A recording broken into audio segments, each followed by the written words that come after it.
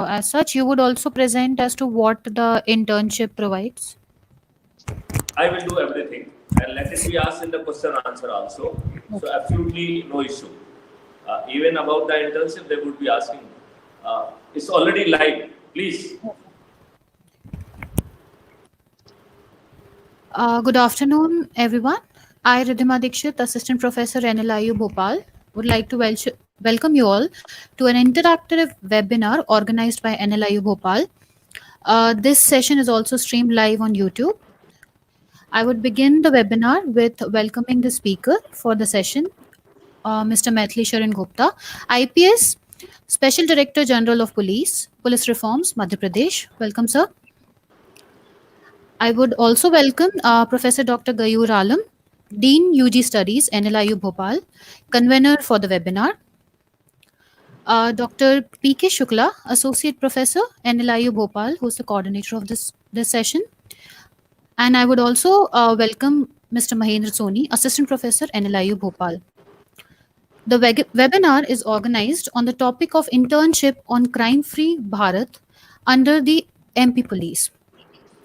I would welcome everyone for this streaming session. Before we move forward into the session, we would first I would like to introduce, as briefly as possible, Mr. Maithili Sharan Gupta, the speaker of the webinar. Mr. Gupta has completed his BE in Mechanical Engineering and then has completed his Masters in Industrial Engineering from IIT Delhi. He then pursued MBA with specialization in finance, marketing, HRM, and then a Master's in Public Policy and Sustainable Development. He has also done PG Diploma in Disaster Management, LLB, and has done various other diplomas. Mr. Gupta has worked as SRP Jabalpur and then has worked as SP in Tikamgarh, Mandla, Guna, and Bhopal. He has worked as DIG, Balaghat Range, Additional Director Police Academy. As IG, he has worked as IGP Operations Kashmir, CRPF, and as IGP Special Task Force. He has also worked as ADGP in Administration and Railways, as DGP, Railway Home Guards, Civil Defense, and Disaster Management. He has done marvelous work in developing an GRP Health app and investigation support system, transforming policing in railway domain. He has also worked on automated investigation support system for crime-free India and state disaster response and monitoring system for disaster resilient MP. He has won many accolades, awards, and medals, including the MP Government E Award. Before moving forward with the session, I would request Professor Dr. Gayur Alam to begin the session with a welcome address. Thank you, Ridhima, and good afternoon, everyone. I have the honor to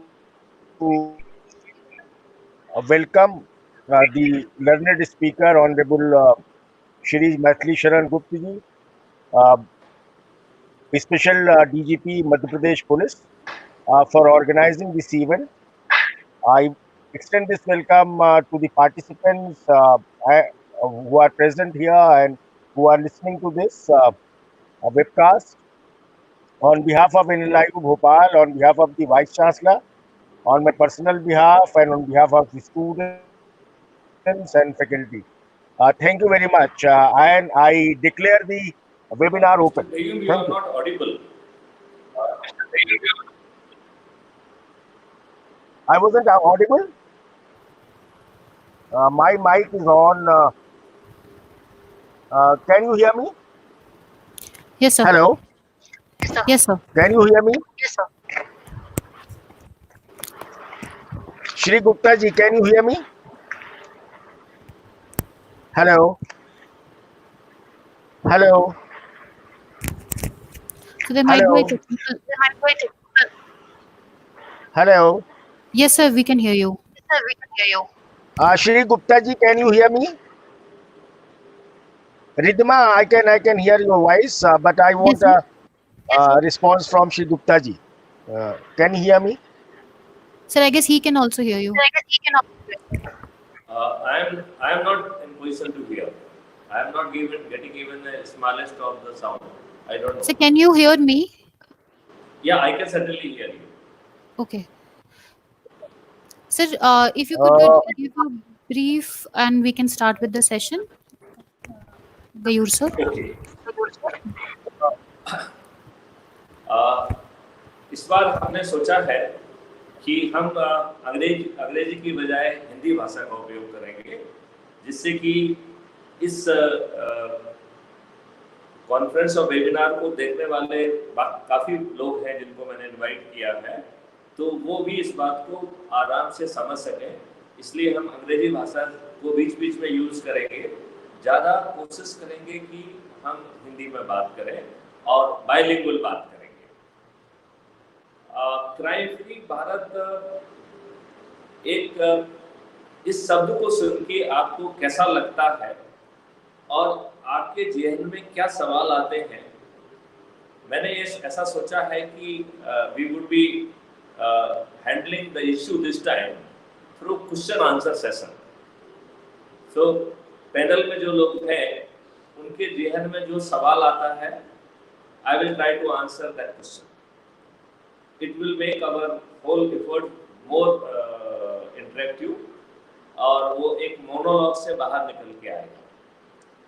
तो मेरे ख्याल से youngest amount here is Himanshu. So I request Himanshu कि अपराध मुक्त भारत सुन के आपके जहन में क्या प्रश्न उठ रहे हैं, आप कुछ पूछिए और फिर हम इस बात को आगे बढ़ाएंगे। Sure, sir. Thank you so much, sir, for giving me this opportunity to ask and raise questions before you.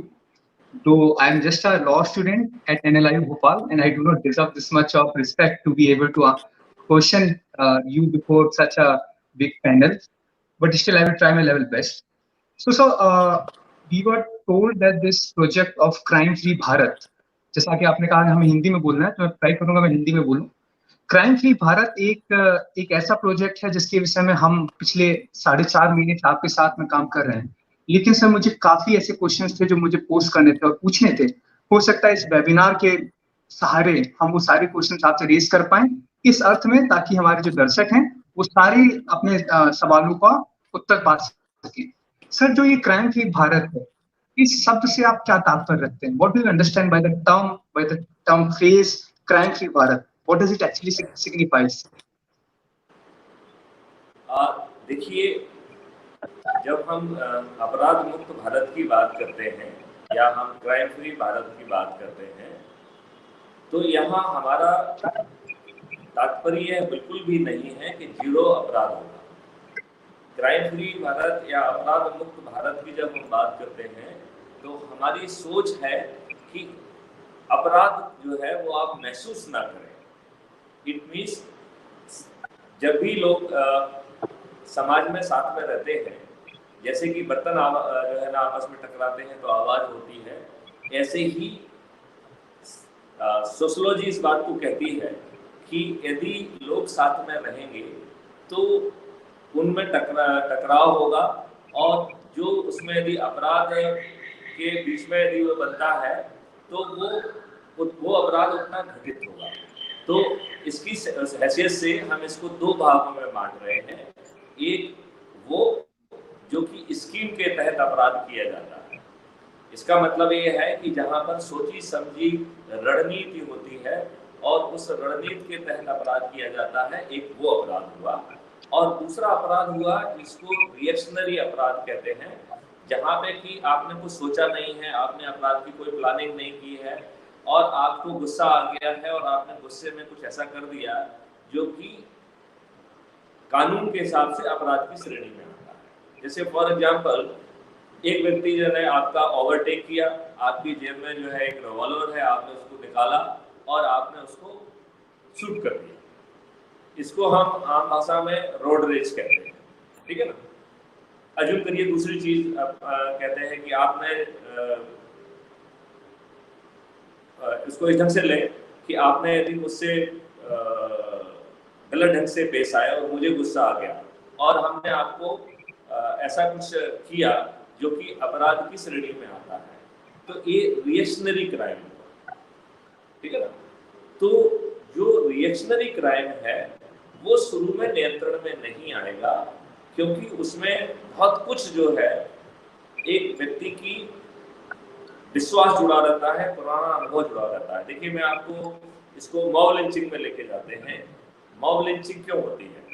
क्योंकि जनता को जब लगता है कि हम पुलिस के पास जाएंगे, थाने में जाएंगे और थाने में मालूम नहीं हमारी सुनवाई होगी कि नहीं होगी, मालूम नहीं जो है अपराधी को पकड़ा जाएगा कि नहीं पकड़ा जाएगा, और सजा होने की बात तो उसके ध्यान में आती भी नहीं है, तब वो जो है कानून को अपने हाथ में लेने की कोशिश करता है। इसमें एक साइकोलॉजिकल रीजन भी बहुत भारी होता है कि साइकोलॉजिकल हम सब के अंदर कोई ना कोई तनाव भरा हुआ है, और हम अपने आप को, हर कोई जो है अपने आप को कहीं ना कहीं शक्तिहीन पाते हैं। हमको लगता है कि हम अकेले क्या कर लेंगे। जब जो है इस तरीके की मॉब होती है और हमें एनोनिमिटी का कवर होता है, तो हम जो है ना उस एनोनिमिटी को कवर को देखते हुए कई बार हम ऐसी हरकत कर जाते हैं जो कि एक जघन्य अपराध में की श्रेणी में आता है, और वो हम इन मुख्य तौर पे इन दो कारणों से करते हैं। अब यदि हम इसको थोड़ा समेटने की कोशिश करें तो अपन ने अपराध को दो भागों में बांटा। एक वो जो कि सोची समझी रणनीति के तहत अपराध किया जाता है, इसमें चोरी, डकैती, डकैती विद मर्डर, आपकी मनी लॉन्ड्रिंग, आपका जितने भी घपले हैं, व्हाइट कॉलर क्राइम, ये सब जो है इसमें आ जाएंगे।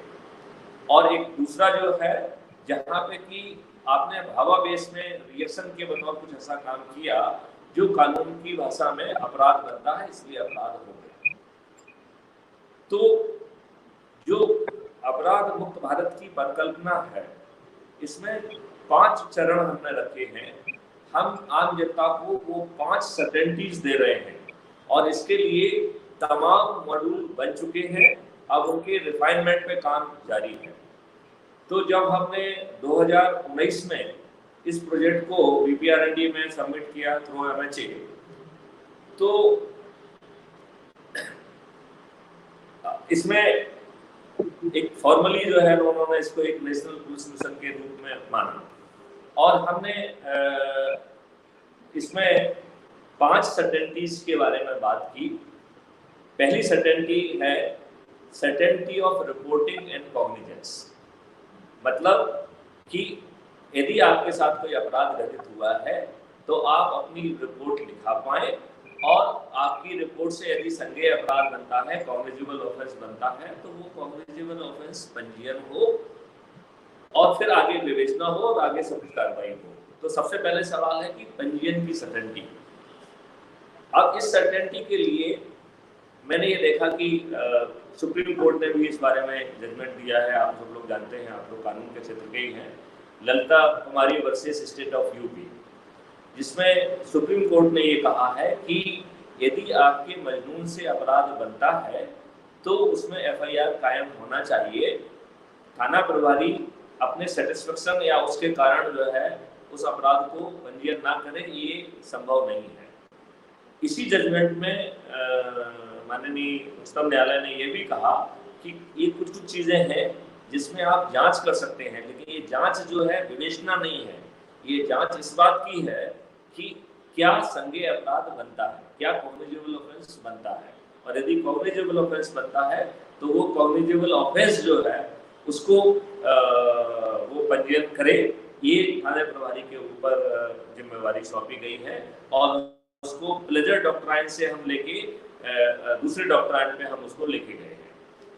लेकिन हमारे देखने में ये बात आती है कि ऐसा नहीं होता है। जनरली जो है इन सब निर्णयों के बावजूद भी हमारी रिपोर्ट तो नहीं लिखी जाती है, बल्कि हम देख रहे हैं कि जैसे जैसे समय बीत रहा है थाने में रिपोर्ट लिखाना बहुत मुश्किल होता जा रहा है। ढेर सारे लोग मुझे और आप लोगों को भी कॉन्टेक्ट करते होंगे, और वो एक मतलब दबाव डालने की कोशिश करते हैं कि सर कम से कम हमारी एफआईआर तो लिख ली जाए। इसका मतलब है कि सुप्रीम कोर्ट का निर्णय हो, चाहे पॉलिटिकल प्रोसेस का निर्णय हो, चाहे हमारी ब्यूरोक्रेटिक हायरार्की का निर्णय हो, लेकिन नेट रिजल्ट ये है कि आम जनता की थाने में एफआईआर दर्ज नहीं हो रही है। तो इसके प्रथम चरण में हम 5 चीजों को लेके आए हैं, जिसमें कि मॉड्यूल्स रेडी हैं, इनके डेमोन्स्ट्रेशन भी हो चुके हैं। अभी हमने कल ही जो है अपने फ्रेंड श्री विवेक जौहरी को एक पत्र लिखा है और एक 3 व्यक्तियों की कमेटी हमने उसमें आयोजित करने की बात कही है कि जिससे हम जो है CCTNS में सिटीजन पोर्टल के माध्यम से उस एफआईआर को प्रवेश करा सकें।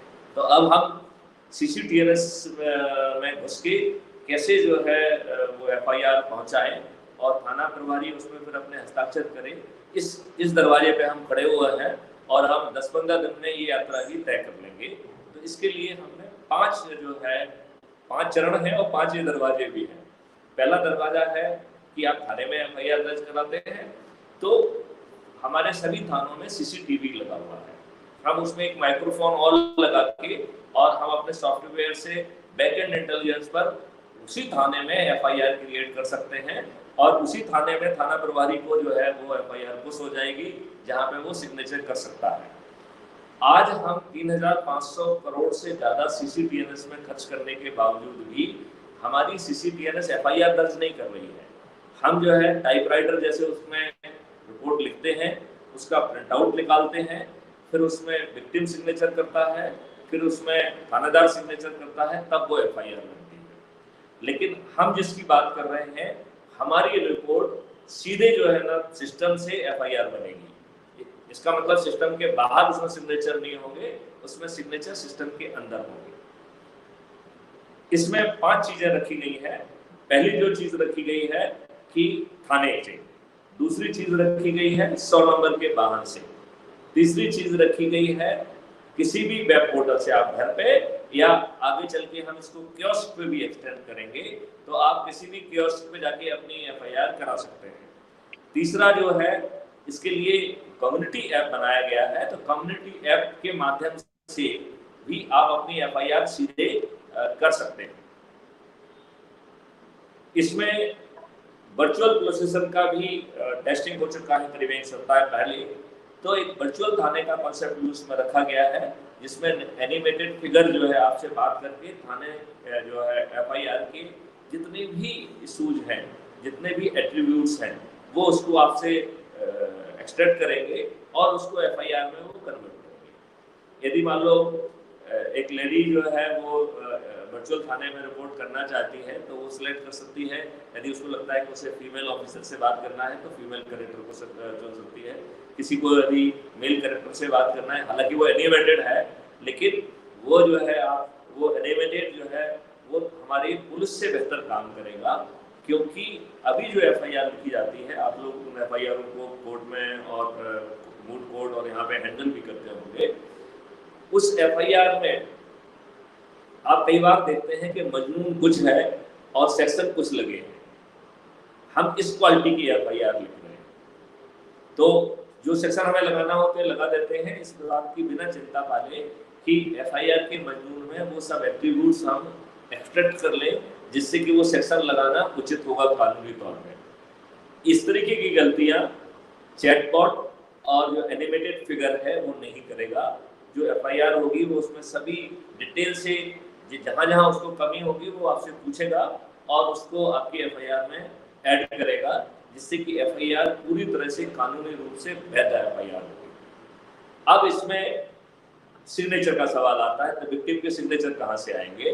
तो विक्टिम के 4 तरीके के सिग्नेचर का हमने प्रावधान किया, एक नहीं 4 तरीके का प्रावधान। एक तो उसी ऐप से रियल टाइम बेसिस पे आपका फोटो कैप्चर किया जाएगा, अपलोड नहीं किया जाएगा, फोटो कैप्चर किया जाएगा, जिससे उसमें कोई मैनिपुलेशन की वो नहीं रहेगी और आपका ही फोटो मतलब विक्टिम का फोटो डेट, टाइम और लोकेशन स्टैम्प के साथ इनक्रिप्ट करते हुए उसे हैश वैल्यू से और ब्लॉकचेन टेक्नोलॉजी से उसको प्रोटेक्ट कर दिया जाएगा, तो उसको मैनिपुलेशन का कोई स्कोप नहीं रहेगा। इस सिग्नेचर को हमने कहा है फोटो सिग्नेचर। सेकंड सिग्नेचर जो है वो है ऑप्टिकल सिग्नेचर। तो जिस ऐप है उसी की स्क्रीन पे आप सिग्नेचर करेंगे और वो सिग्नेचर कैप्चर होके उसी तरीके से डेट, टाइम और लोकेशन स्टैम्प के साथ वो इनक्रिप्ट होके ब्लॉकचेन टेक्नोलॉजी से प्रोटेक्ट होके वो ऑप्टिकल सिग्नेचर हो जाएंगे। तीसरा जो है डिजिटल सिग्नेचर जिसको कहते हैं, तो आधार बेस्ड डिजिटल सिग्नेचर जो है ना उसमें होगा, तो OTP के माध्यम से वो वेरीफाई हो जाएगा और it will become Aadhaar based digital signature. यहाँ मैं एक बार कभी भी दोहराना नहीं भूलता हूँ कि हम इस डिजिटल सिग्नेचर को कंपलसरी नहीं करेंगे, क्योंकि ऐसे बहुत सारे लोग अभी भी हैं जिनके पास हो सकता है कि आधार कार्ड नंबर ना हो या उनका आधार नंबर जो है वो मोबाइल से लिंक ना हो, तो वो लोग क्या अपनी FIR नहीं करेंगे।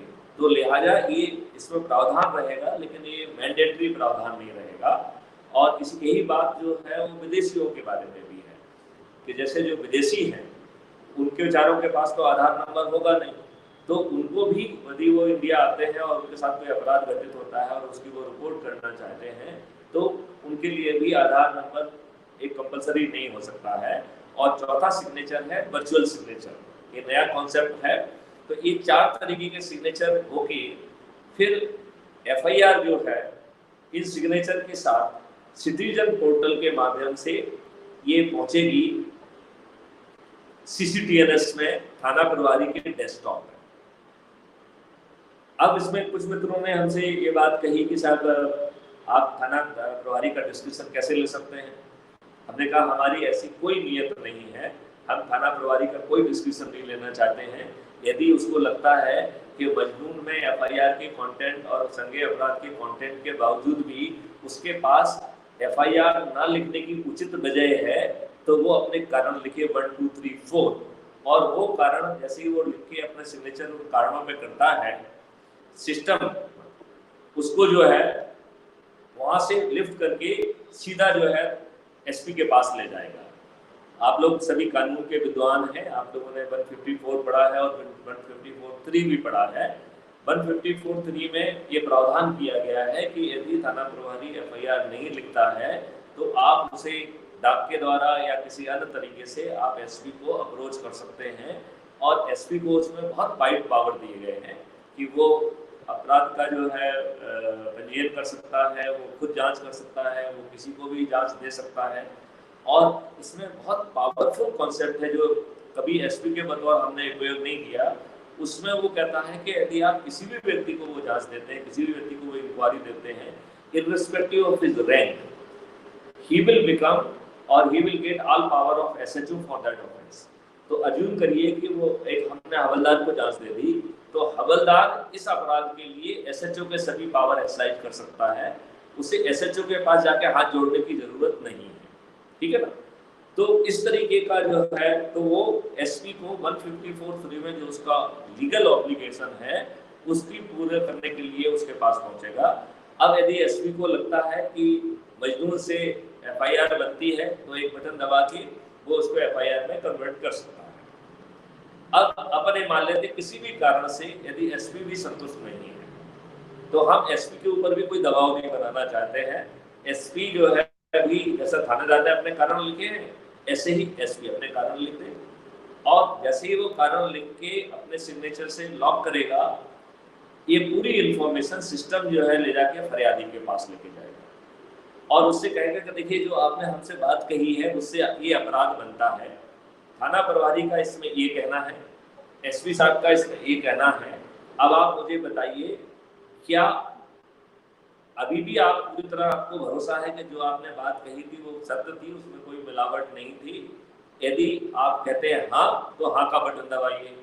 जैसे ही वो हाँ दबाएगा तो एक एफिडेविट उसके सामने आ जाएगा जिसपे वो डिजिटल सिग्नेचर करेगा, और यदि कोर्ट की कोई फीस बनती है तो वो कोर्ट फीस का पेमेंट भी वहीं कर पाएगा, और सिस्टम फिर इसको ले जाके मजिस्ट्रेट के पास लेके जाएगा under section 156(3) read with section 190 of the CRPC। आप लोग कानून से जुड़े हुए लोग हैं, आपको मालूम है कि मजिस्ट्रेट का ये दायित्व है कि यदि FIR ना लिखी जाए तो 156(3) के तहत वो डायरेक्शन दे सकता है इसमें FIR हो। इसमें एक चौथा और भी एक सुविधा है, अभी हमने सोचा नहीं है कि वो देना है कि नहीं देना है।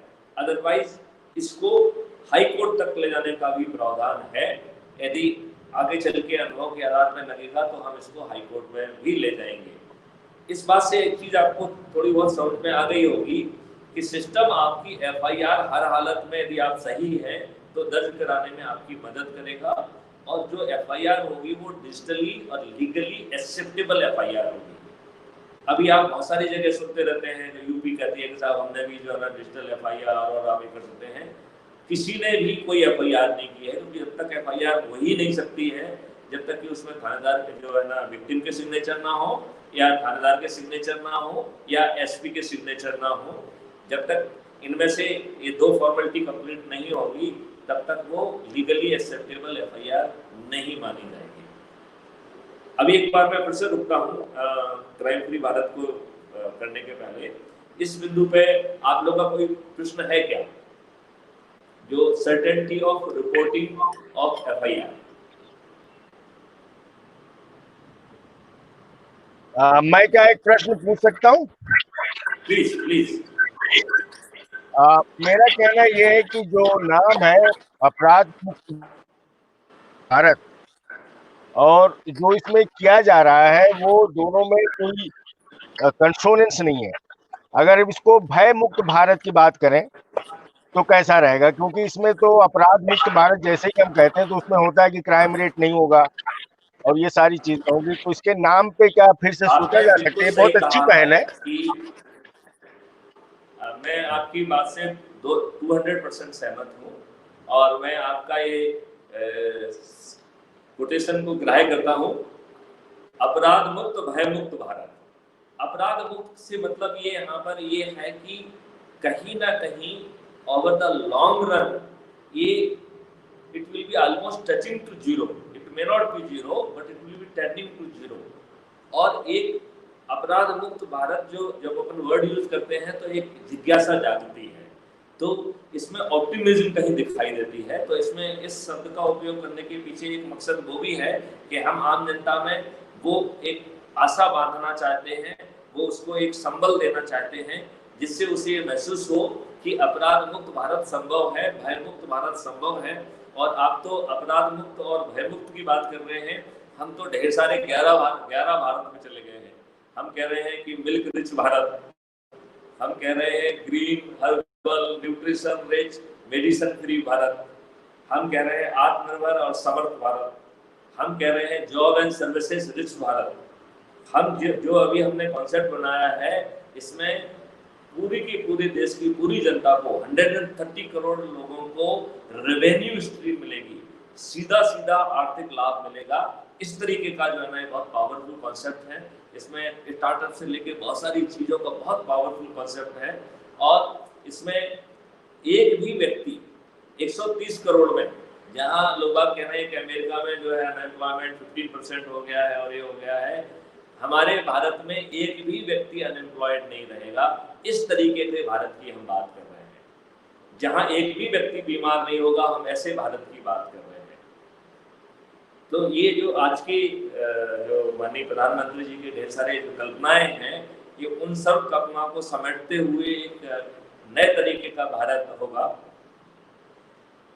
तो इसका पहला बिंदु हमने अभी बात की थी कि सर्टेनिटी ऑफ रिपोर्टिंग एफआईआर। इस पे यदि और कोई क्वेश्चन हो तो पूछे, नहीं तो फिर हम, चूंकि आप लोग लीगल एक्सपर्ट हैं, तो आपके जहन में इसकी लीगली एक्सेप्टेबिलिटी के बारे में कोई क्वेश्चन उठ रहा है क्या? यदि आपको लगता है कि नहीं ये बिल्कुल सॉलिड बढ़िया है तो हम इसको आगे।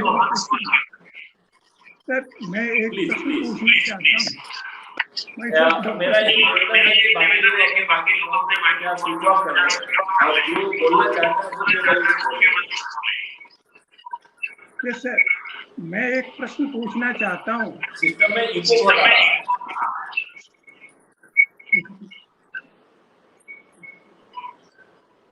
Yes sir, is it all right sir? Is it all right sir? मैं प्रश्न पूछना चाहता हूँ। प्रश्न यह है कि कभी कभी भय और अपराध दोनों में इस तरह का संबंध होता है कि भय की स्थिति में जो विक्टिम है वह FIR करने की हिम्मत नहीं जुटा पाता है।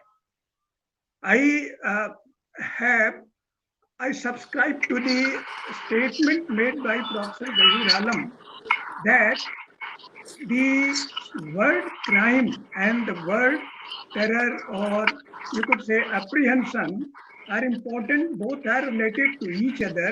My direct question now related to it is, अगर इस तरह का कोई विक्टिम है जो भय की स्थिति में किसी तरह का कोई सहयोग नहीं लेता है, तो उसके लिए आपकी इस स्ट्रेटजी में सर क्या विकल्प है?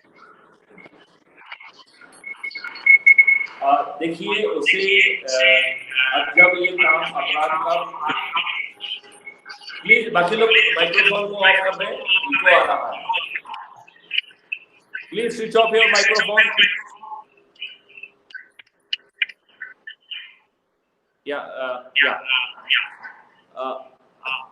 देखिए, इनको अभी भी आ रही है। शुक्ला साहब, आप भी अपना माइक्रोफोन ऑफ कर दो। Right sir. शुक्ला साहब, आप भी जरा अपना माइक्रोफोन ऑफ कर दें। या मेरे ख्याल से अब ठीक बेहतर हो गया है। तो आपने बहुत ही अच्छा क्वेश्चन पूछा है कि भय और अपराध का पंजीयन का एक बड़ा जो है आपस में एक चुनौती है, और कई बार जो बड़े बड़े गुंडे हैं वो इतना भय कारित कर देते हैं कि उनके खिलाफ जो है लोग अपराध की रिपोर्ट भी नहीं करते हैं। उत्तर प्रदेश में एक सेइंग है कि आप 307 का ऑफेंस मत करिए, गुंडे कहते हैं 302 का ऑफेंस करिए। यदि आप 307 का ऑफेंस करेंगे तो आप गवाह छोड़ रहे हैं। मतलब वो केवल भय भी कारित नहीं करना चाहते हैं, वो भय की पराकाष्ठा को भी कारित करना चाहते हैं। ये ऐसी बदमाशों की सोच है। लेकिन इसमें ना आपको थाने जाना है, ना आपको अपने घर के बाहर निकलना है, सिर्फ बटन दबाना है। तो इतना साहस तो जो है ना हमको करना ही होगा। यदि हम इतना साहस नहीं करेंगे तो how we will roll legal machinery into action. Ultimately बिना FIR के, बिना इंफॉर्मेशन के पुलिस कैसे कार्रवाई करेगी? आगे की कार्रवाई बढ़ ही नहीं सकती है। तो FIR करना, कंप्लेंट लॉन्च करना एक बहुत ही बेसिक रिक्वायरमेंट है। हम उसको ऐसा वातावरण दे सकते हैं कि उसको थाने जाने की जरूरत ना हो। हम उसको ऐसा वातावरण दे सकते हैं कि उसको घर जाने का भी आवश्यकता ना हो, घर से बाहर निकलने की आवश्यकता ना हो। लेकिन वो रिपोर्ट ना करे, ऐसी कोई मशीनरी हमारे पास नहीं है। क्योंकि यदि हमारे पास वो रिपोर्ट नहीं करेगा तो हमें तो पका के बियॉन्ड रीजनेबल डाउट कोर्ट के सामने परोसना है। तो हम कैसे कोर्ट में उसको परोस पाएंगे? लेकिन ये भय भी जो है ना खत्म हो जाएगा। भय उल्टा बदमाशों के दिमाग में आ जाएगा, क्योंकि उन्हें मालूम है कि सर्टेनिटी ऑफ रिपोर्टिंग होगी, सर्टेनिटी ऑफ डिटेक्शन होगा, सर्टेनिटी ऑफ कन्विक्शन होगा, सर्टेनिटी ऑफ प्रिवेंशन होगा। तो वो इस तरीके की बदमाशी करने की उनकी हिम्मत नहीं हो पाएगी। अभी जो बदमाशों की जमात बड़ी हो गई है, फिर शरीफों की जमात बड़ी होगी। तो शरीफों की भी मदद करेंगे, उनको ढाढ़स भी बनाएंगे, तो वो ढाढ़स काम करेगा। आप लोगों ने क्वेश्चन नहीं पूछा है, लेकिन एक क्वेश्चन में का जवाब अपनी तरफ से दे देता हूँ, क्योंकि बहुत सारे लोग मुझसे क्वेश्चन पूछते हैं। मैं क्वेश्चन सोच रहा था कि शायद हिमांशु पूछेगा, लेकिन नहीं पूछा उसने। क्या ये जो भी लवादा है, हमने जो भी तकनीकी का और सपोर्ट सिस्टम का लवादा है, क्या इसका लाभ उन्हीं लोगों को मिलेगा जिनके पास स्मार्टफोन है? क्या इनका लाभ उन्हीं को मिलेगा जो टेक्नोलॉजी सेवी हैं? ऐसे जो लोग हैं, इनके कनेक्शंस तो वैसे ही ठीक ठाक होते हैं। वो इनके प्रकार अपनी बात तो थाना तक पहुंचा भी देंगे, और चाहे उन्हें किसी की मदद लेना पड़े, लेकिन वो FIR तो अपनी दर्ज करा ही लेंगे। तो मुख्य जो है ना सपोर्ट की किसको जरूरत है? उस गांव के गवारी की, जिसकी कोई आवाज नहीं है, जिसकी कोई कांटेक्ट नहीं है। उसकी मदद ये सिस्टम करेगा कि नहीं करेगा? ये क्वेश्चन हम आप लोगों से सोच रहे थे कि आप पूछेंगे, लेकिन चूंकि आपने नहीं पूछा है तो एक क्वेश्चन का जवाब मैं अपनी तरफ से ही दे देता हूँ। ये निश्चित तौर पर ये ऐसे लोगों की मदद करेगा, और इसके लिए एक IoT डिवाइस बनाया गया है जो ग्रामीण क्षेत्रों में ऐसे क्षेत्रों में जहाँ पे कि ऐसे लोग रहते हैं जिनके पास संसाधन की कमी है, तो चौराहों पर वो IoT डिवाइस लगा रहेगा, उसको सिर्फ एक जाके बटन दबाना है, उस बटन दबाने मात्र से जो है सिस्टम में जनरेट हो जाएगा कि यहाँ पे कोई ऐसा व्यक्ति है जो FIR करना चाहता है, और कम्युनिटी के वॉलंटियर अपने ऐप के साथ वहाँ पहुँचेंगे और उसकी FIR दर्ज करेंगे। तो ये व्यक्ति मतलब ये जो सिस्टम है ये पूरी तरह से उसी तरीके से जो है ना एक अनपढ़ व्यक्ति की भी मदद करेगा और बाकी लोग की भी मदद करेगा। तो ये एक इम्पोर्टेंट चीज थी। हिमांशु कुछ अपनी उंगली उठा रहे हैं, वो कुछ पूछना चाहते हैं, तो हिमांशु जी। जी सर, आपने कहा कम्युनिटी वॉलंटियर यहाँ पर अपना योगदान करेंगे कैसे, as a police investigation officer. आपने कहा कि वो भी इन्वेस्टिगेट करके और FIR को लॉन्च करने में लोगों की मदद करेंगे, इन्वेस्टिगेशन अथॉरिटी की मदद करेंगे। क्या आपको लगता है कि एक लेमैन आदमी जिसको इतनी जानकारी नहीं है, हम लोग तो कानून के पढ़े लिखे विद्यार्थी हैं, परंतु एक वो आदमी जिसने 12वीं तक स्नातक भी नहीं की है और 12वीं में पढ़ रहा है, क्या उसको इतना बोध होगा कि क्या इंग्रेडिएंट्स होते हैं किसी पर्टिकुलर क्राइम के, कैसे FIR लॉन्च की जा सकती है? क्या आपका दिया हुआ एक ऐप उनको मदद कर सकेगा? और क्या भारत में जहां पर 60% गांवों में अभी तक इंटरनेट कनेक्टिविटी नहीं है, वहां पर ये ऐप और ये इन्वेस्टिगेशन सपोर्ट सिस्टम उनको हेल्प कर पाएगा? इन 3 प्रश्नों के सवाल का जवाब जानना चाहते हैं सर। बहुत ही सुंदर क्वेश्चन है। इतना अच्छा क्वेश्चन पूछने के लिए मैं हिमांशु को धन्यवाद देना चाहूँगा। एक तो मैं ये कहना चाहता हूँ कि आप लोग कानून के विद लोग हैं। सेक्शन 39 CRPC में आम जनता के ऊपर ढेर सारी जिम्मेवारियां दी गई हैं, जिसमें कि यदि उसके अपराध की उसे जानकारी है तो उसकी उसे रिपोर्ट करना पड़ेगी, यदि अपराध की कोई योजना बन रही है तो उसकी भी उसको रिपोर्ट करना पड़ेगी, यदि उसके आंखों के सामने अपराध हुआ है तो उसे गिरफ्तार भी करना है, यदि कोई पुलिस वाला कहता है कि आप हमारी मदद करिए तो वो कानूनी तौर पर उसकी मदद करने के लिए भी बाध्य है। और यहाँ तक तो छोड़िए, पुलिस का कोई रिप्रेजेंटेटिव या कोर्ट का रिप्रेजेंटेटिव समन्स वारंट या किसी प्रोसेस के लिए जाता है और वो आम आदमी से कहता है कि आप मेरी मदद करिए, तो वो मदद करने के लिए भी आम जनता का आदमी कानूनी रूप से बाध्य है। जब कोई अपराध होता है तो ये पुलिस की जिम्मेवारी होती है कि उसकी जांच करके बियॉन्ड रीजनेबल डाउट उसके साक्ष्य इकट्ठा करें। लेकिन सेक्शन 39 के तहत जो जिम्मेवारी पब्लिक पे डाली गई है, इसमें जो रिस्पॉन्सिबिलिटी है of proving himself innocent, it is on public. मतलब ये पुलिस को सिद्ध नहीं करना होगा कि साहब इसने जो है ना ये इनोसेंट है, इस आदमी को खुद जाके अपनी इनोसेंस कोर्ट में सिद्ध करना पड़ेगी यदि हम उसे कोर्ट में चार्ज करते हैं।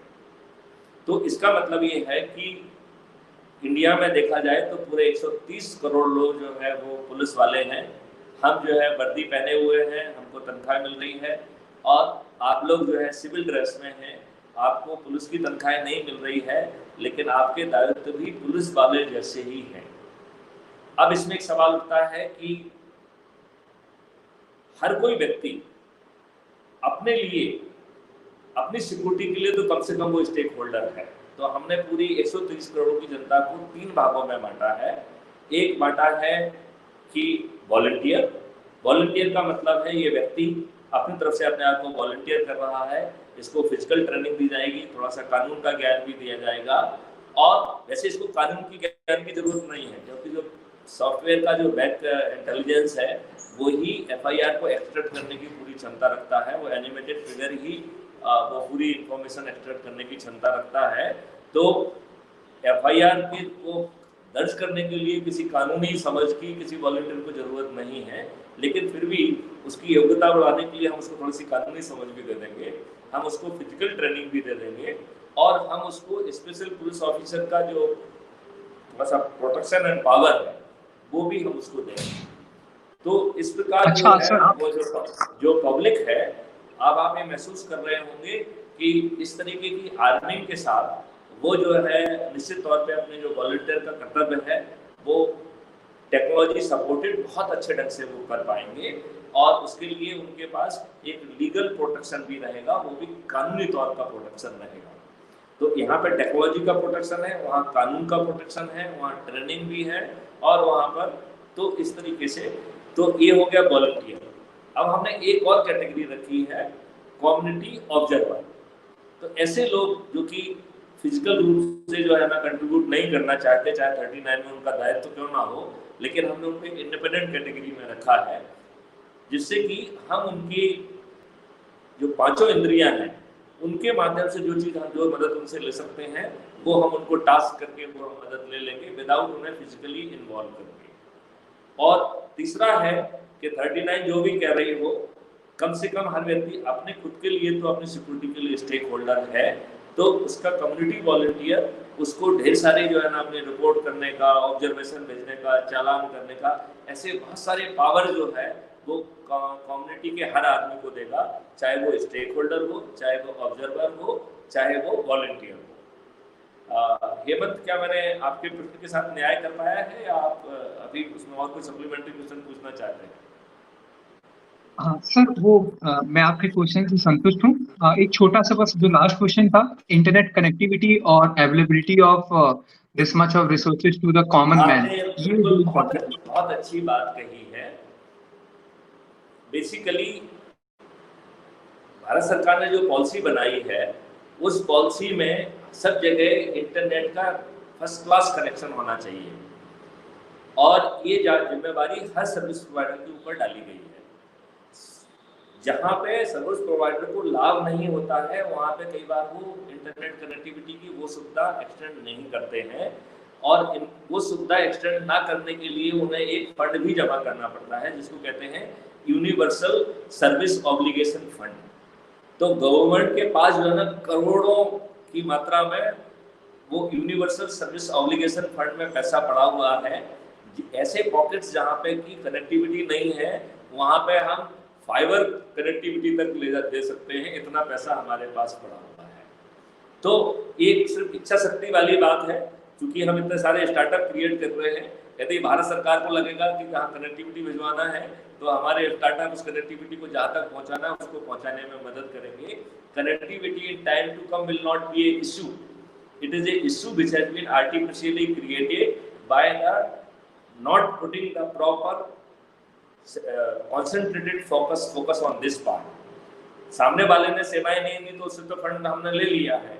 अब हमने ऐसी मशीनरी स्टैब्लिश नहीं की है कि वो उन पॉकेट्स को आइडेंटिफाई करे जहाँ पे कनेक्टिविटी नहीं है, और यूनिवर्सल ऑब्लिगेशन फंड का जो पैसा है वहाँ लगा के और उसको कनेक्टिविटी को ले आई जाए, उसके लिए पैसा ऑलरेडी पड़ा हुआ है।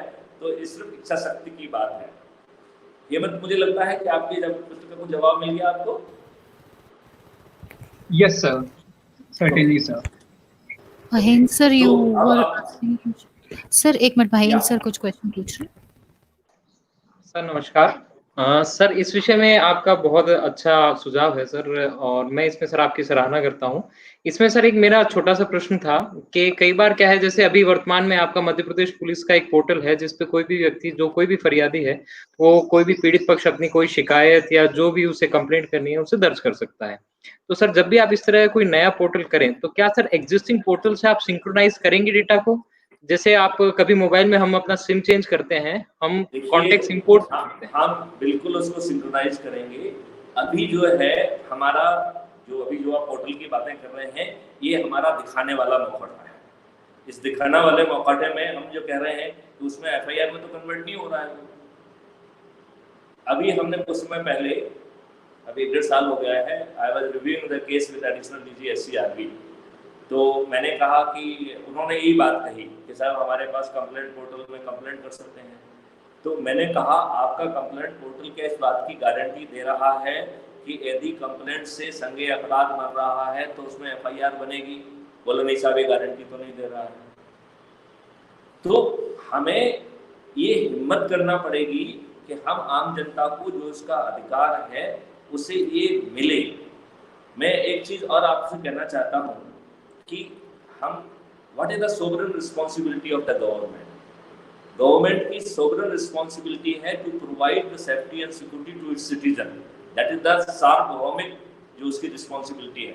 Development and welfare is not the sovereign responsibility of the government. Safety and security to its citizen is the fundamental and core responsibility and sovereign responsibility of the government. And by not providing this responsibility, government is Fehling in sovereign responsibility.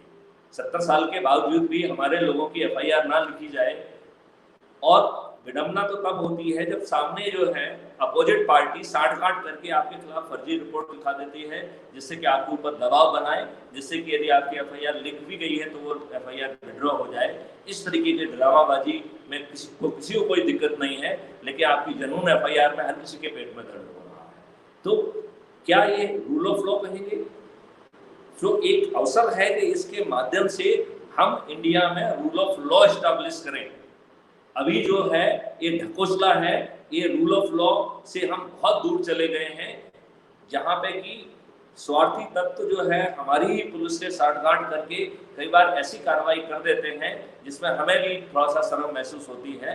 लेकिन fact ये है कि आम जनता को जो है अपनी FIR लिखाने का समय नहीं मिलता है। और जो शुक्ला जी ने बात कही है कि कई बार ये तथ्य इतने पावरफुल हो जाते हैं कि they become the law to themselves, they become above law.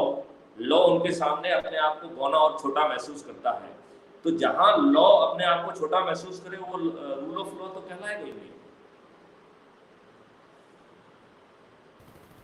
मेरे ख्याल से आप हमारी बात से सर मैं तो आप जोर से अपनी बात कहिए।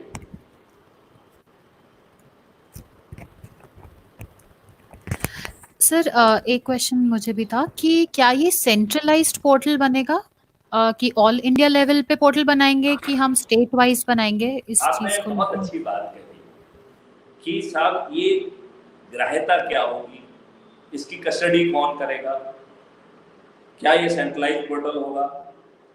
क्योंकि अभी मैं एक नेशनल पुलिस मिशन की बात करता हूँ, वो जो कि हमारे ही नेशनल पुलिस मिशन का हिस्सा था।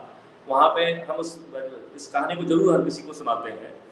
तो उसमें एक हमारे IG साहब जो BSF के थे, उन्होंने अब जो एडिशनल DG BPR रेड्डी भी हो गए हैं, और उन्होंने एक प्रोजेक्ट रिपोर्ट बनाया और उन्होंने कहा कि साहब FIR तो लिखी नहीं जा रही है।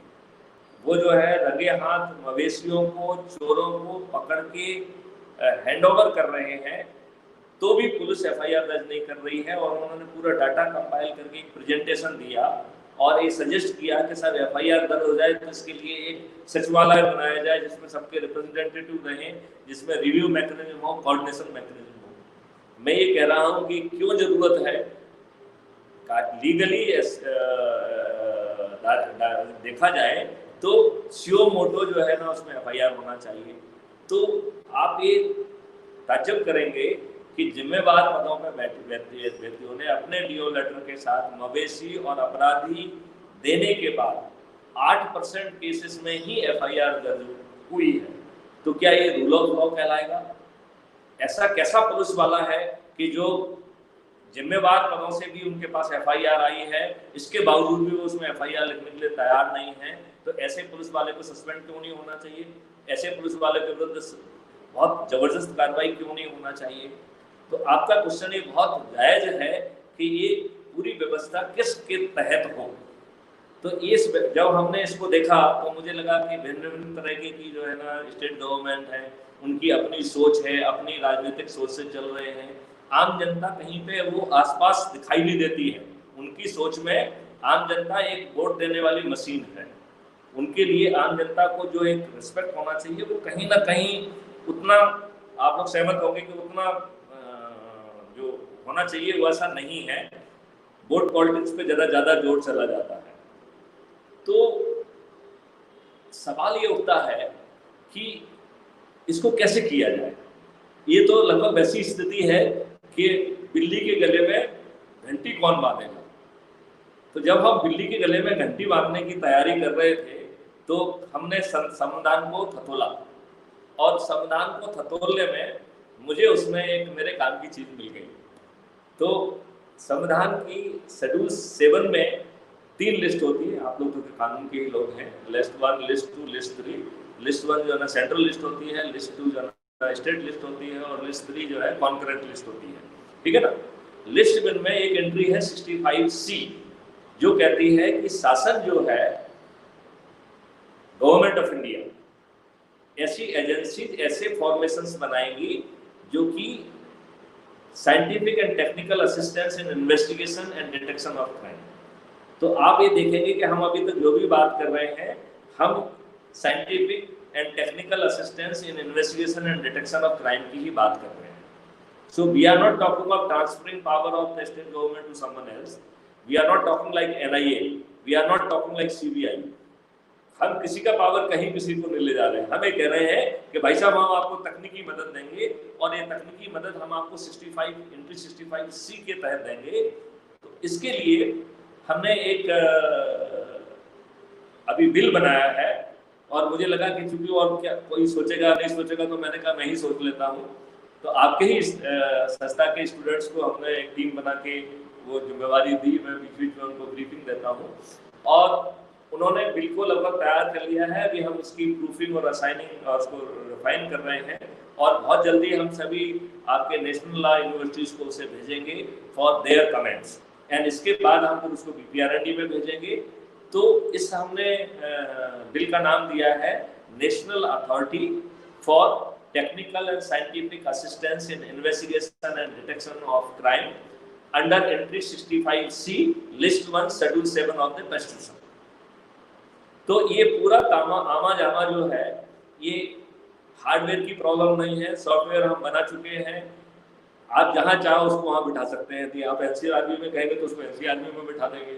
यदि आप उसको कहेंगे कि साहब इसको नेट ग्रिड में बिठा दीजिए तो उसको नेट ग्रिड में बिठा देंगे और आपके 5 पैसे नहीं लगना है उसमें. और आप कहेंगे तो आप जितनी उसमें व्यवस्था चाहिए वो तो हमारे स्मार्ट जो सिटी का जो कमांड सेंटर बना है उतनी व्यवस्था तो वहाँ अवेलेबल है. यदि आप कहेंगे तो आप उसको वहाँ भी बिठा देंगे. लेकिन उसको कोई नष्ट करने वाला नहीं होना चाहिए. हमारे सिस्टम में इतने दुष्ट नालायक लोग विद्यमान हैं कि एक हमने बड़ी व्यवस्था की थी पूरी कंट्री के लिए GRP हेल्प है और वो हमने हमारे उसके जब मैं DG रेलवे था उस समय हमने उसको स्टेट डाटा सेंटर पर लॉन्च किया. सबको मालूम है कि ये जो है नेशनल पुलिस मिशन है और इसमें कई प्रेजेंटेशन हो गए हैं और बहुत हाई लेवल पे उसका काम चल रहा है और 4 और ऐप बना के हमने उसमें इन्वेस्टिगेशन सपोर्ट सिस्टम बनाया. हमारे ही कलीग ने उसको डिलीट कर दिया झूठा पत्र लिख के. हम लोग इतने दुष्ट हैं, इतने स्वार्थी हैं, इतने नालायक हैं, इसकी कोई पराकाष्ठा नहीं है. तो इन स्वार्थी और इन नालायक लोगों से बचाने के लिए सिस्टम को वो प्रोटेक्शन देना पड़ेगा जो रत्ना जी आपने कहा है. तो आपने बहुत ही उचित क्वेश्चन पूछा है. मैं उसके लिए आपका आभारी हूँ और मैं आपके ही बच्चों का आभारी हूँ कि उन्होंने बहुत अच्छा काम किया है.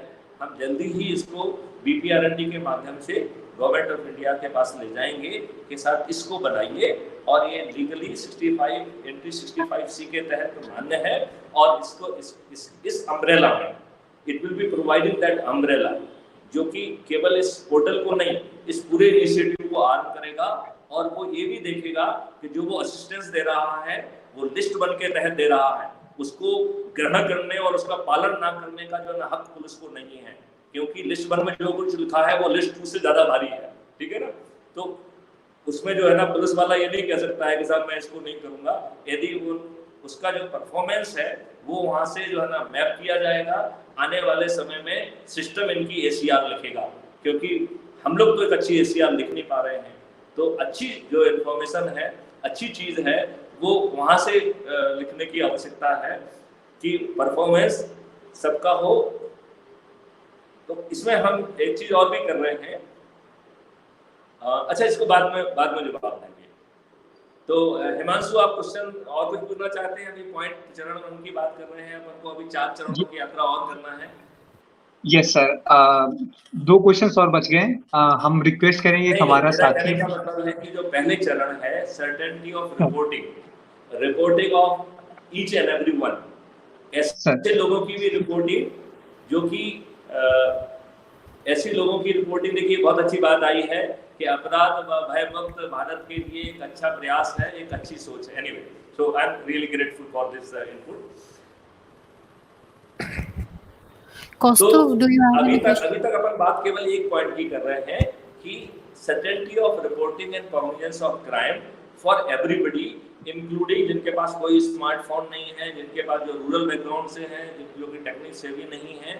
और इसमें प्रायोरिटाइजेशन का भी फंडा हम उसमें डालेंगे जिससे कि यदि मान लो उसको इंजुरी है तो FIR दर्ज कराना should come to the second portion उसकी इंजरी, उसको फर्स्ट एड, उसका इलाज, that should go to the priority area.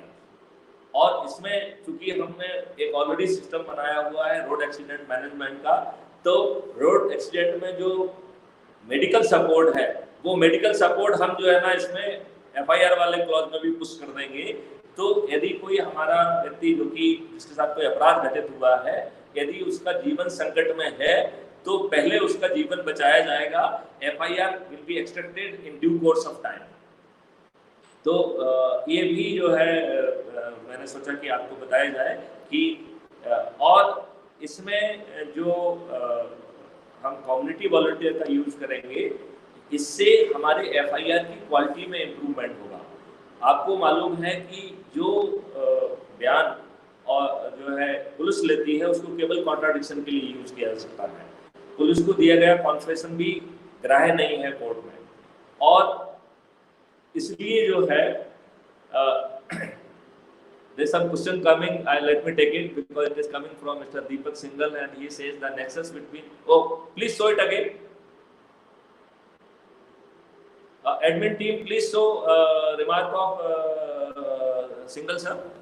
Sir, he has mentioned that nexus between criminal and political, lower police administration is root cause. Fear of law and timely arrest of criminal is the solution. मैं single साहब से 200% सहमत हूँ, और ये जो है इसमें अपराधी को भागने की कोई जरूरत नहीं होगी। अभी तो अपन पहले चरण की बात कर रहे हैं, जब तक अपन अंतिम चरण तक पहुंचेंगे तो आपको मैं विश्वास दिलाता हूँ कि आप पूरी तरह से कन्विंस होंगे कि ये सिस्टम बहुत ही पावरफुल है। तो अब इससे अपन आगे बढ़ते हैं। तो पहले सिस्टम में जो है FIR दर्ज होगी हर किसी की, भयमुक्त तरीके से होगी, और जो कम्युनिटी वॉलंटियर्स है, जो हम पुलिस के लिए इन्वेस्टिगेशन का सिस्टम तैयार कर रहे हैं, उसके कुछ अंश जो कि कम्युनिटी के लिए वैलिड होंगे, वो कम्युनिटी ऐप में उसमें डाल दिए जाएंगे। तो हमारा जो कम्युनिटी वॉलंटियर है वो केवल FIR दर्ज कराने में मदद नहीं करेगा, बल्कि he will be in position to extend the physical and mental position of victim. He will be in position to take care of and take the photograph of injuries. वो जो है सीन ऑफ क्राइम्स के भी जो photograph ले सकता है without interfering with the scene of crime, without disturbing in investigation. उतनी कार्रवाई करने के जो है ना वो कम्युनिटी का वॉलंटियर उतनी कार्रवाई कर देगा। और उसमें इतने एडवांस जो है ना ऐप बना लिए गए हैं कि वो वुंड की जो है ना मेजरमेंट भी कर लेंगे, उसकी गहराई भी नाप लेंगे, और उसको पैकेज करके मेडिकल ऑफिसर के पास भेज देंगे, जिससे कि मेडिकल ऑफिसर भी समझ ले कि हमने सब नाप लिया है, अब वो रिपोर्ट जो है ना ठीक ही देंगे। तो कोई जो है वो डॉक्टर को भी मैनिपुलेट करने की स्थिति में नहीं रहेगा। आज हम और आपको सबको मालूम है कि जो ये बड़े जो है ना भाग जो गुंडे हो गए हैं, वो उन्होंने सबको छोटा बना दिया है। वो किसी को भी मैनिपुलेट करने की क्षमता रखते हैं, तो वो इस तरीके से मैनिपुलेट नहीं कर पाएंगे। और हम इसको सत्यनारायण की कथा के अंदाज में कहते हैं कि रेवा खंडे प्रथम सप्ताह समाप्त। तो यदि आप कहें तो फिर then we will move to the part 2, that is the certainty of detection through smart investigation.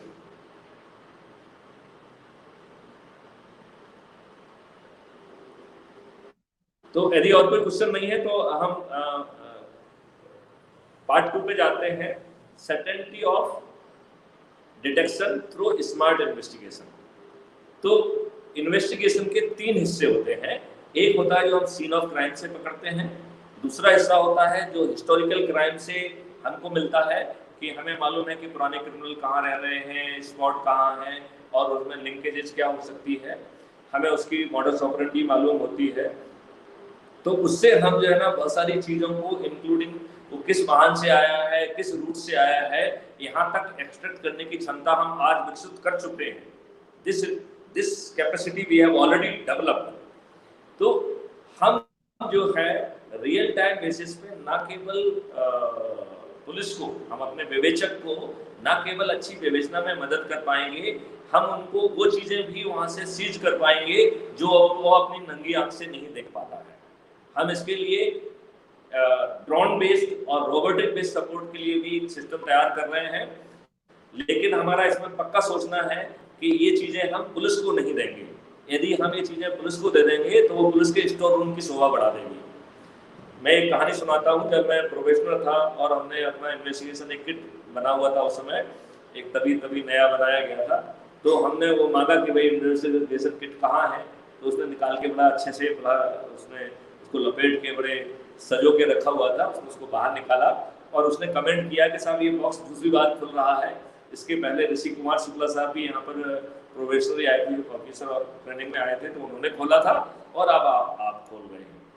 तो कोई भी हम अच्छी चीज जब पुलिस को देते हैं तो उसका जो भी भय हो, कई बार तो जो ना कि भाई कीमती है, फलाना है, ऐसे जो भी उसका भय हो, वो स्टोर रूम की शोभा बना देता है। तो इसमें जो ड्रोन और ये रोबोटिक्स रहेंगे, ये स्टार्टअप के माध्यम से पुलिस को मदद करेंगे। डाटा सीधा जो है ना नेशनल अथॉरिटी के पास पहुंचेगा उसमें जो है, लेकिन ये मेंटेनेंस और सपोर्ट जो है ना, it will come through the startup. और वो उसको इन्फॉर्मेशन हम सीसीटीवी से सीधे दे देंगे कि कौन कौन से क्राइम हुए हैं, और वहां पर वो पहुंच के जो है आईओ को वो मदद कर पाएगा। तो आईओ को वो उन चीजों को भी देखने की क्षमता देगा जो आज वो अपनी नंगी आंखों से नहीं देख पा रहा है, और वहीं पे उसको पैकेज करने की भी सुविधा देगा क्यूआर कोड के साथ, और उसमें 3 लेयर ऑफ पैकेजिंग रहेगी, और कुरियर सिस्टम से वो सीधा जहाँ पे टेस्ट होने जाना है वहाँ चला जाएगा। बहुत सारी इंफॉर्मेशन को लिंक करने के लिए हमें 91 का सीआरपीसी का यूज करना होता है। तो ये सिस्टम थाना प्रभारी को 91 के उसके पावर को यूज करने के लिए चीजें को बना के देगा, उसमें सिग्नेचर करके, और उसी से जो है वो जहाँ पे वो इंफॉर्मेशन रखी हुई है जिस विभाग के भी पास है वहां से वापस लेके और थाना प्रभारी को उसको परोसेगा। अब इसमें एक सवाल ये उठता है राइट टू प्राइवेसी। तो हम डिटेक्शन तो कर लेंगे, क्योंकि जब हम चारों तरफ से घेरेंगे तो एक भी ऐसा केस नहीं बचेगा जिसका डिटेक्शन ना हो, और डिटेक्शन ही नहीं होगा उसमें ऐसे एविडेंसेस होंगे जो सेक्शन 8 के भी होंगे, सेक्शन 9 के भी होंगे, जो अभी पुलिस कभी कैप्चर ही नहीं करती है। और वो रिक्विजिशन के तहत, चाहे वो टेलीकॉम सर्विस प्रोवाइडर के पास हो या बैंक के पास हो, वो ढेर सारी चीजें जो है वो इकट्ठा करके वो आईओ के लिए उपलब्ध कराएगा, लेकिन आईओ को वो इतनी आसानी से उपलब्ध नहीं कराएगा। वो रॉ डाटा जो है ना आईओ को नहीं देगा, क्योंकि it is giving a guarantee to normal person कि हम तुमको प्राइवेसी का जो है ना राइट देते हैं, और प्राइवेसी आपकी हम सुरक्षित करेंगे। और यदि हम रॉ डाटा देते हैं तो हर व्यक्ति को, पुलिस वाले को वो रॉ डाटा समझने की अकल होना चाहिए। ये बहुत मुश्किल काम है, वो उसमें उतनी समझ होती नहीं है।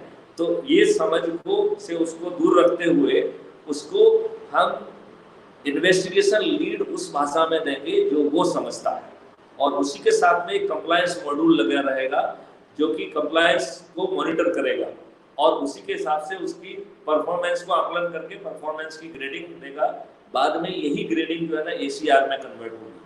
तो पुलिस की एनर्जी को भी हम कोर फंक्शनल एरिया में चैनलाइज कर पाएंगे, ठीक है ना।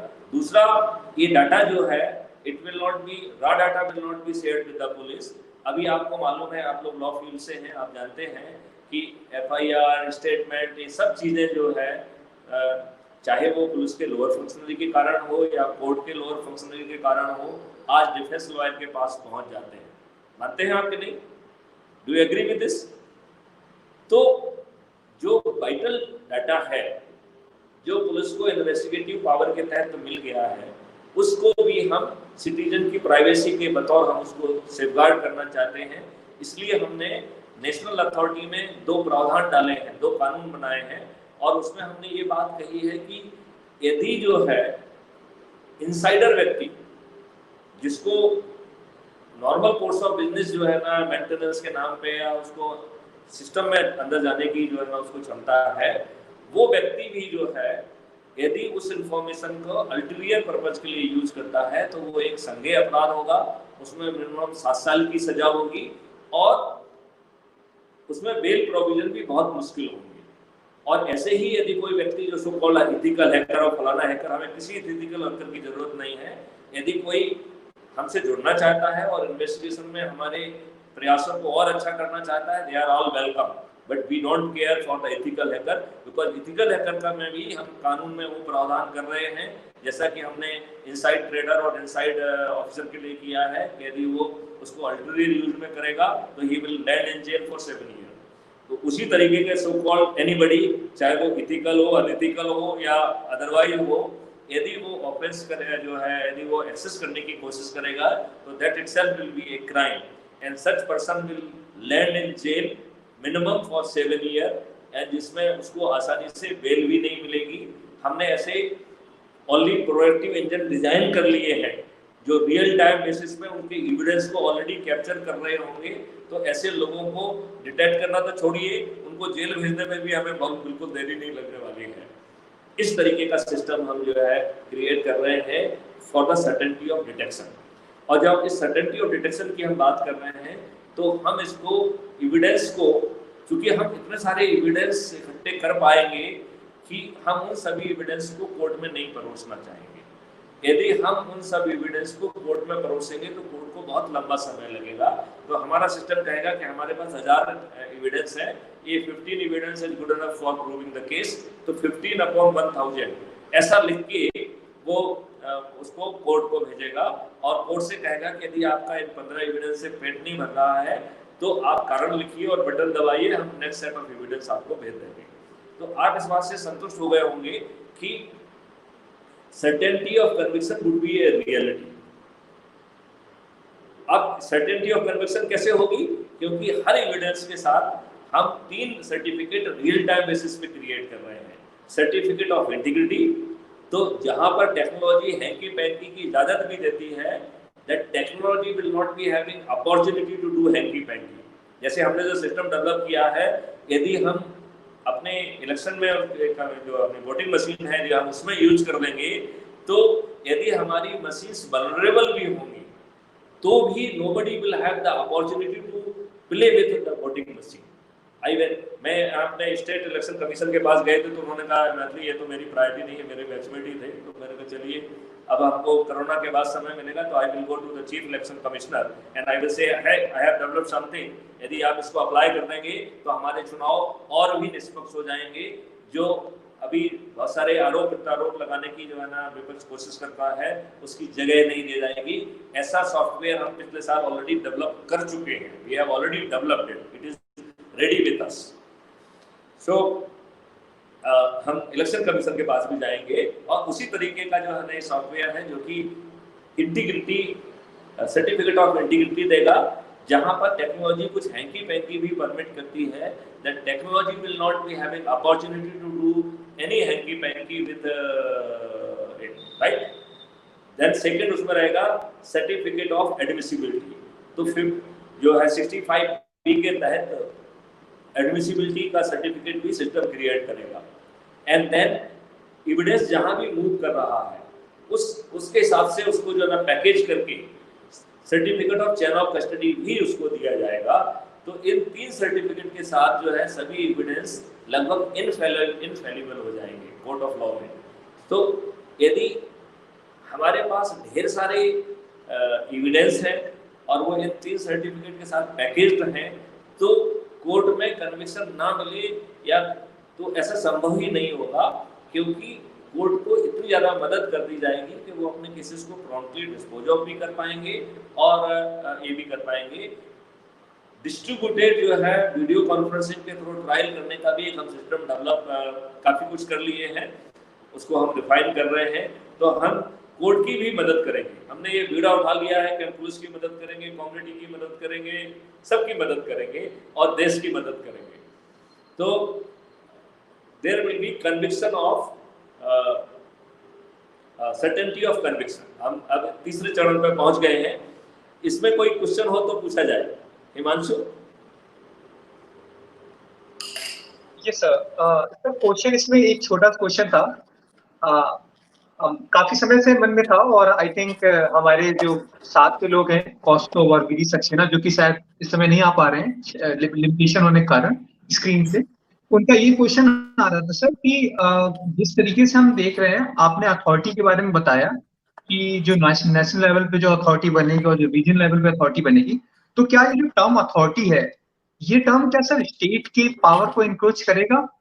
आई मीन आपने भी ये भी बताया कि जो पुलिस इन्वेस्टिगेशन की ये जो धारा है ये हमारे लिस्ट 2 से आती है, जो कि स्टेट एक्सक्लूसिव पावर्स का एक हिस्सा है। तो क्या जो अथॉरिटी आप प्रपोज करना चाहते हैं कन्विक्शन और सर्टेनिटी ऑफ कॉग्निजेंस के माध्यम से, क्या वो अथॉरिटी इनके पावर्स को इंक्रोच करेगी? सीबीआई और एनआईए के केस में हम लोग आए दिन देख रहे हैं, प्रत्येक दिन कोई ना कोई पिटीशन पड़ जाती है जो कि कहती है कि ये Himanshu, very Okay, good sir. question. Let me appreciate this question. हमारी जो लॉ को बना रही है, हम लोग बहुत क्लियर हैं अपने इस बारे में, और हमारा जोर से ये मानना है कि हमारा ये बहुत जोर से मानना है कि वी विल नॉट जो है disturb the balance of power. तो जो लिस्ट एंट्री 2 लिस्ट 2 में पुलिसिंग का पावर स्टेट गवर्नमेंट को दिया गया है, स्टेट पुलिस को दिया गया है, इनके किसी पावर को हम फिडल नहीं करना चाहते हैं। That balance will be maintain as it is, so no power will be transferred to the national authority. They will be having only power to help, but they will be having the power of to help with accountability. वो जो help करेंगे, थाना प्रभारी उसको हवा में उड़ाने की क्षमता नहीं रखेगा। पावर सब थाना प्रभारी के पास रहेगा, लेकिन compliance and accountability on the part of national authority भी बढ़ जाएगी, एंड उसी तरीके से जो है accountability and responsibility on the part of the police भी बढ़ जाएगी। यही कारण है कि जो हम सिस्टम इन्वेस्टिगेशन लीड उनको देगा, वो साथ में उसके कंप्लायंस मॉड्यूल भी दे रहा है, और क्वालिटी ऑफ कंप्लायंस को भी वो गैदर कर रहा है, जिसे उसे वो परफॉर्मेंस इंडेक्स में क्रिएट करेगा। आगे चल के यही परफॉर्मेंस इंडेक्स उसकी ACR बनने का काम बनेगा, क्योंकि सिस्टम को इतनी बारीकी चीजें मालूम है जो किसी भी सुपरवाइजरी ऑफिसर को नहीं मालूम है। लिहाजा सुपरवाइजरी ऑफिसर एक अच्छी ACR लिखने की क्षमता में है ही नहीं।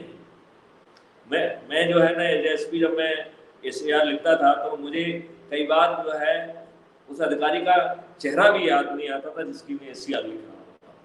तो अब बताइए हम क्या ऑब्जेक्टिव ACR लिख सकते हैं? It is not possible. तो बड़े जिलों में जहाँ पे कि इतनी बड़ी संख्या में ऑफिसर हैं, तो सीनियर ऑफिसर जिन्हें ACR लिखने का हक है, उनको इतनी बारीकी से 1 to 1 चीज मालूम ही नहीं होती है। चूंकि सिस्टम को तो हर चीज मालूम होगी कि आपने जो है सीन ऑफ क्राइम की कॉर्डनिंग ठीक की है कि नहीं की है, एविडेंस आपने कितने एफिशिएंटली कैप्चर किए हैं, आपने पैकेजिंग कितनी एफिशिएंटली किया है आपने, तो वो हर चीज की उसको जानकारी है। जो वो ग्रेडिंग करेगा वो बहुत ही ऑब्जेक्टिव ग्रेडिंग होगी। और अभी तो हम एक अगले चरण में जा रहे हैं, तो ये अगले चरण में जिसको हम कहते हैं सर्टेनिटी ऑफ प्रिवेंशन, ये सिस्टम पुलिस को अमर कर देगा by providing the support for the certainty of prevention. हम पुलिस को बोध शक्ति देने वाले हैं, जिससे कि पुलिस उन अपराधों को रोक पाएगी घटने के पहले। ऐसी क्षमता ऑलरेडी विकसित कर ली गई है, और ऐसी क्षमता हम पुलिस को देने की स्थिति में है। तो वो हम अभी तीसरे चरण में जब चौथे चरण में जब बात करेंगे तब इसके बारे में बताएंगे। अभी Himanshu, do you have any supplementary question और anybody else in panel?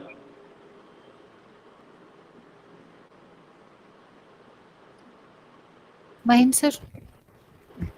Sir अभी जैसे हमारे पास सर अभी ANPR कैमरे हैं, ऑटोमेटिक नंबर प्लेट रीडर का जो कैमरा है, तो सर यहाँ पे एक मेजर इशू ये आ रहा है कि whether technology by itself can prevent the crimes और some kind of human interaction is required to support the same in order to make it successful. देखिए हमने कहा कि 130 करोड़ लोगों को रेवेन्यू मिल जाएगा, तो हम ये एविडेंस कैप्चरिंग का पावर कम्युनिटी को देने वाले हैं। तो कम्युनिटी जो है ना उसको लेगी, उसको रियल टाइम पे बेसिस पे जो है ना उसको पैकेज कर दिया जाएगा। बहुत पावरफुल टेक्नोलॉजी जो हम लोग काफ़ी हद तक ऑलरेडी डेवलप कर चुके हैं, वो उसको पैकेज करके वो थाना प्रभारी के मॉड्यूल पे पहुंच जाएगा। जैसे ही थाना प्रभारी उसमें सिग्नेचर करेगा, वो चालान में कन्वर्ट हो जाएगा।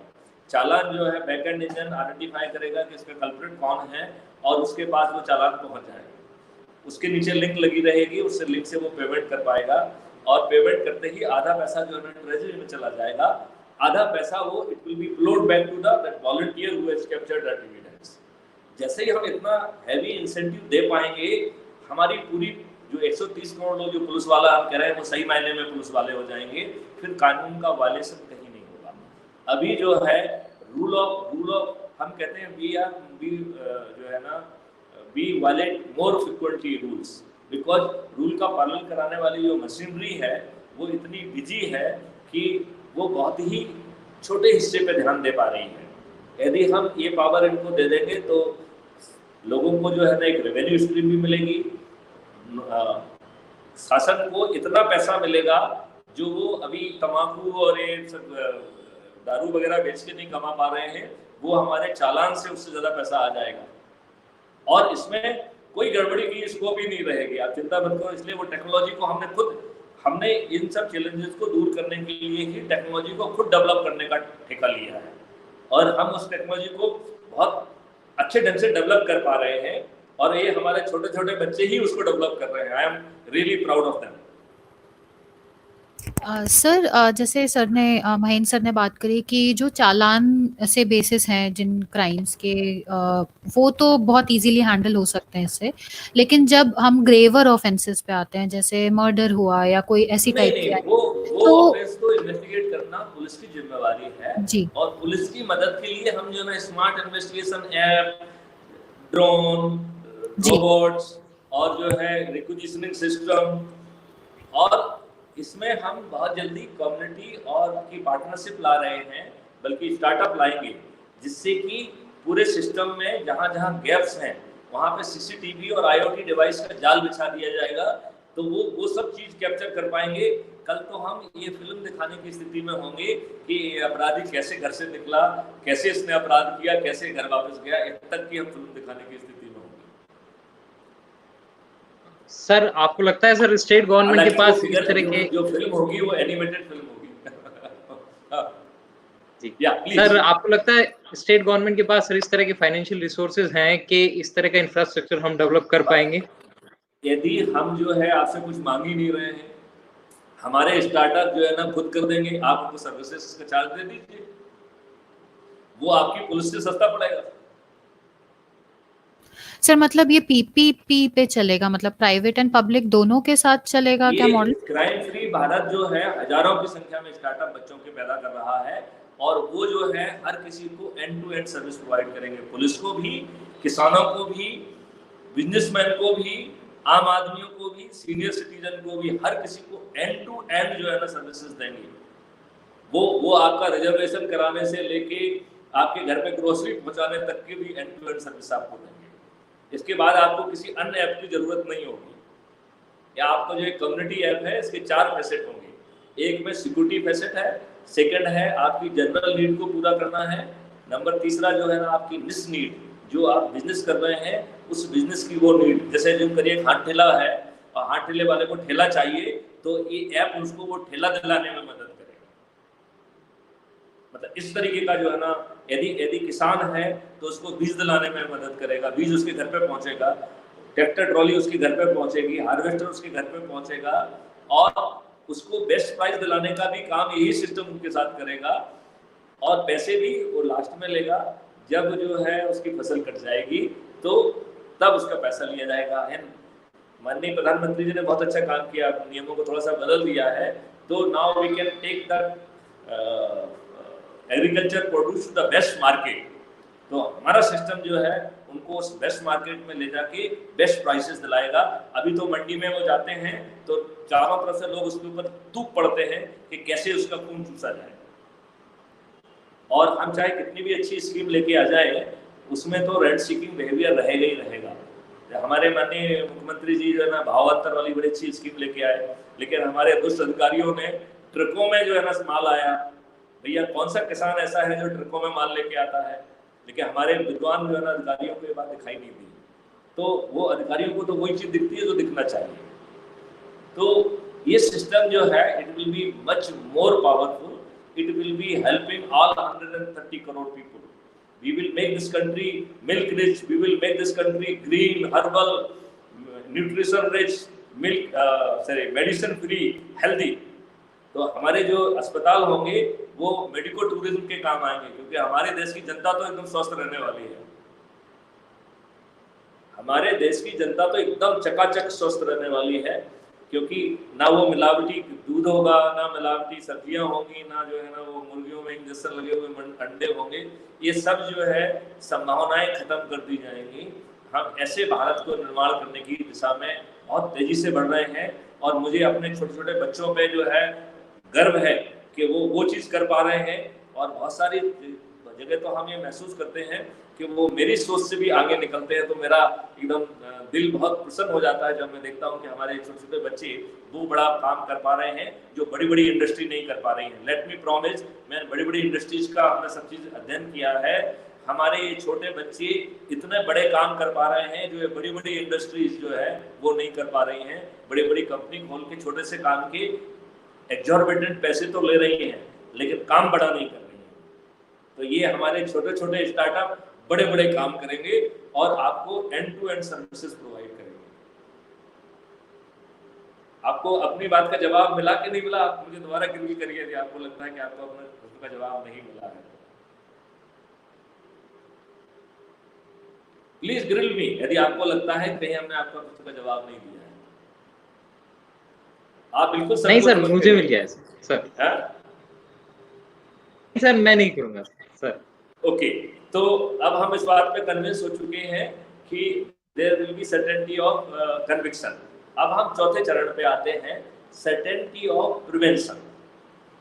तो इतना रिच डाटा, इतने डिटेल में जो है ना चीजें सिस्टम के पास रहेंगी कि हम रीजनेबली ये बात कर पाएंगे कि थ्रू प्रोएक्टिव और डायनेमिक डिप्लॉयमेंट हम अपराध होने के पहले अपराध को रोक पाएंगे।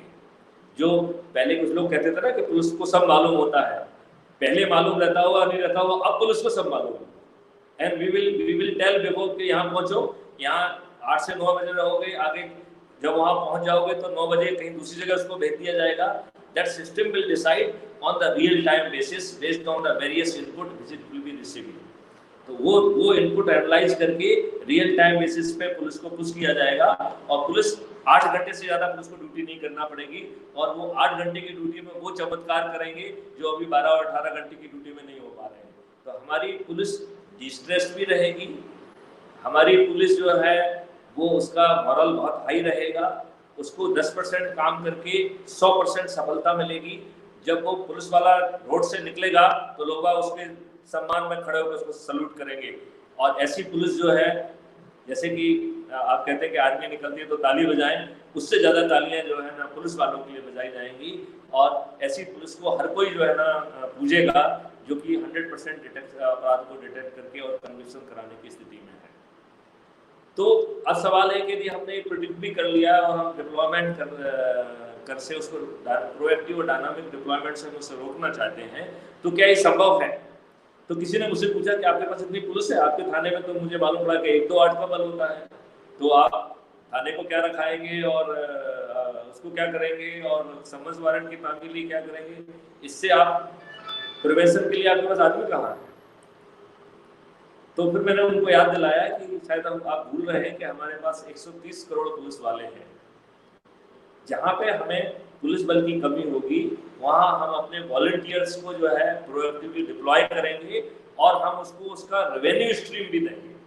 That will be very well calculated. तो जो भी काम करेगा उसे लाभ भी मिलेगा और इस तरीके से there will be certainty of prevention.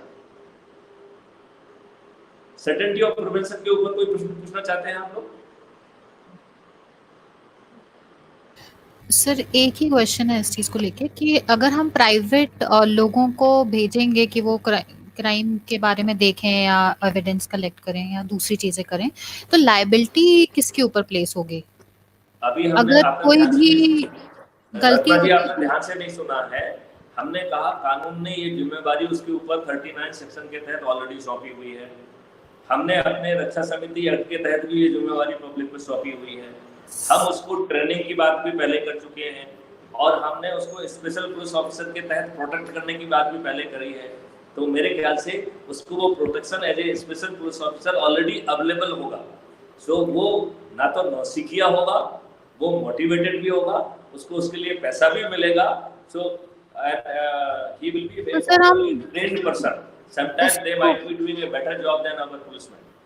Sir मैं वही बोल रही हूँ कि फिर जब हम लायबिलिटी भी पुलिस वालों जैसी ही उनके ऊपर रख रहे हैं तो फिर हम उन्हें पुलिस में ही रिक्रूट क्यों नहीं कर रहे हैं? आपको इतने लोग क्या परमानेंट बेसिस पे चाहिए क्या? क्यों चाहिए? लाइबिलिटी हम नहीं दे रहे, लाइबिलिटी तो कानून ने उसके ऊपर ऑलरेडी डाली हुई है सेक्शन 39 में, हमने नहीं बनाया ये कानून, ये कानून पहले से ही बना हुआ है, हमने डाली क्या कोई लाइबिलिटी? और फिर हम ये कह रहे हैं कि why somebody let the everybody should do some more meaningful job, जो उसका एक्स्ट्रा समय है वो हम यूज कर लेंगे और उसके लिए उसको रेवेन्यू भी देंगे, क्या प्रॉब्लम है? रत्ना जी, आपकी बात का कुछ जवाब मिला या मैंने उसको टाल दिया?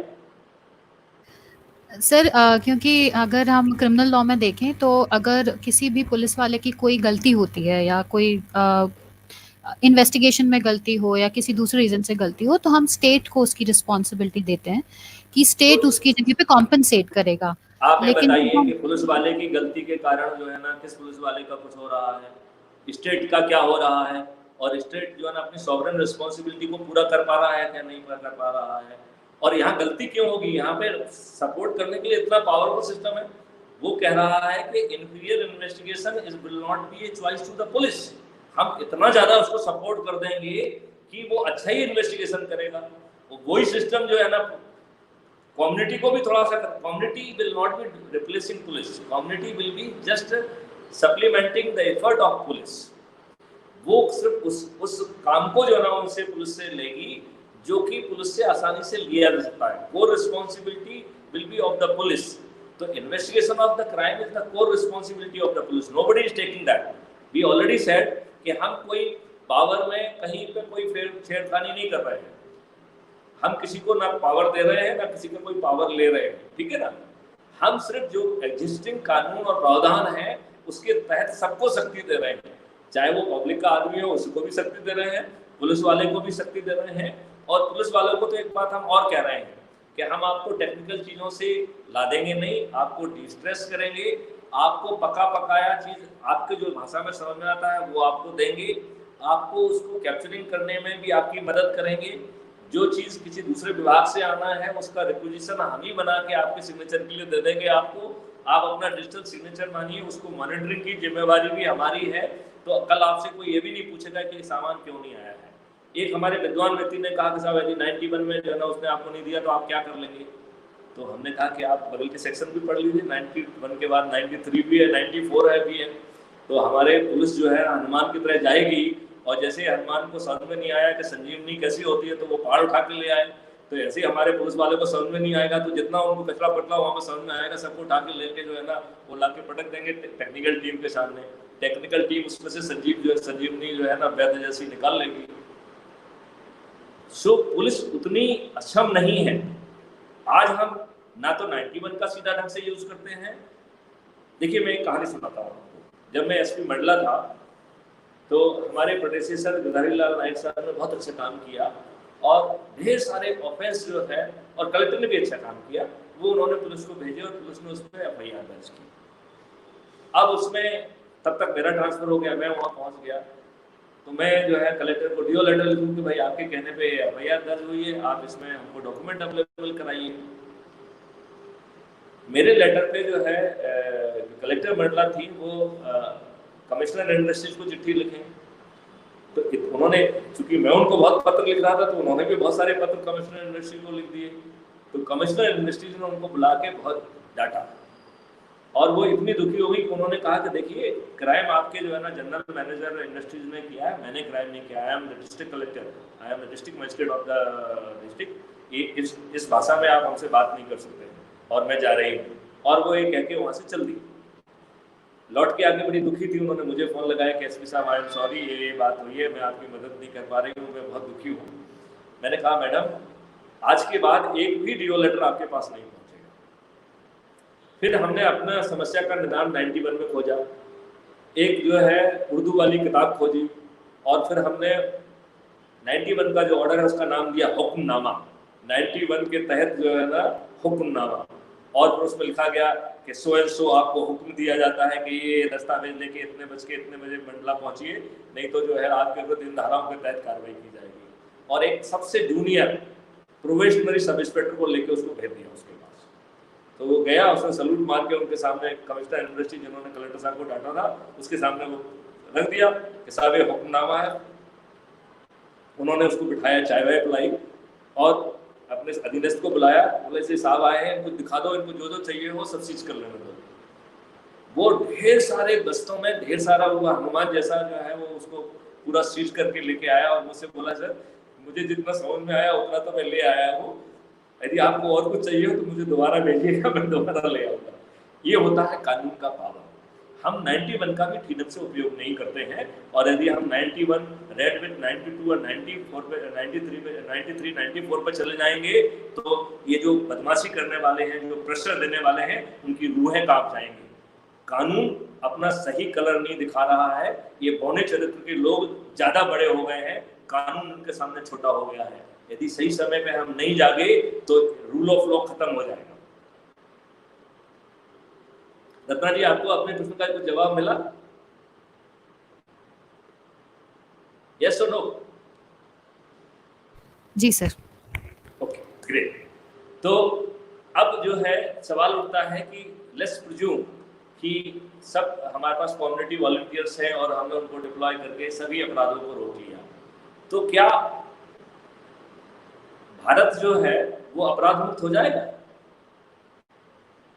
ये सवाल मैं पैनलिस्ट से पूछ रहा हूं कि यदि हम सर्टेनिटी ऑफ रिपोर्टिंग कर देंगे, certainty of detection through smart investigation system कर देंगे, हम जो है conviction in the court, certainty of conviction with the 3 certificate कर देंगे and certainty of prevention through proactive and dynamic deployment of the police and community volunteer करके यदि हमें 4 सर्टेनिटी दे देंगे तो क्या आपको लगता है कि भारत जो है अपराध मुक्त हो जाएगा?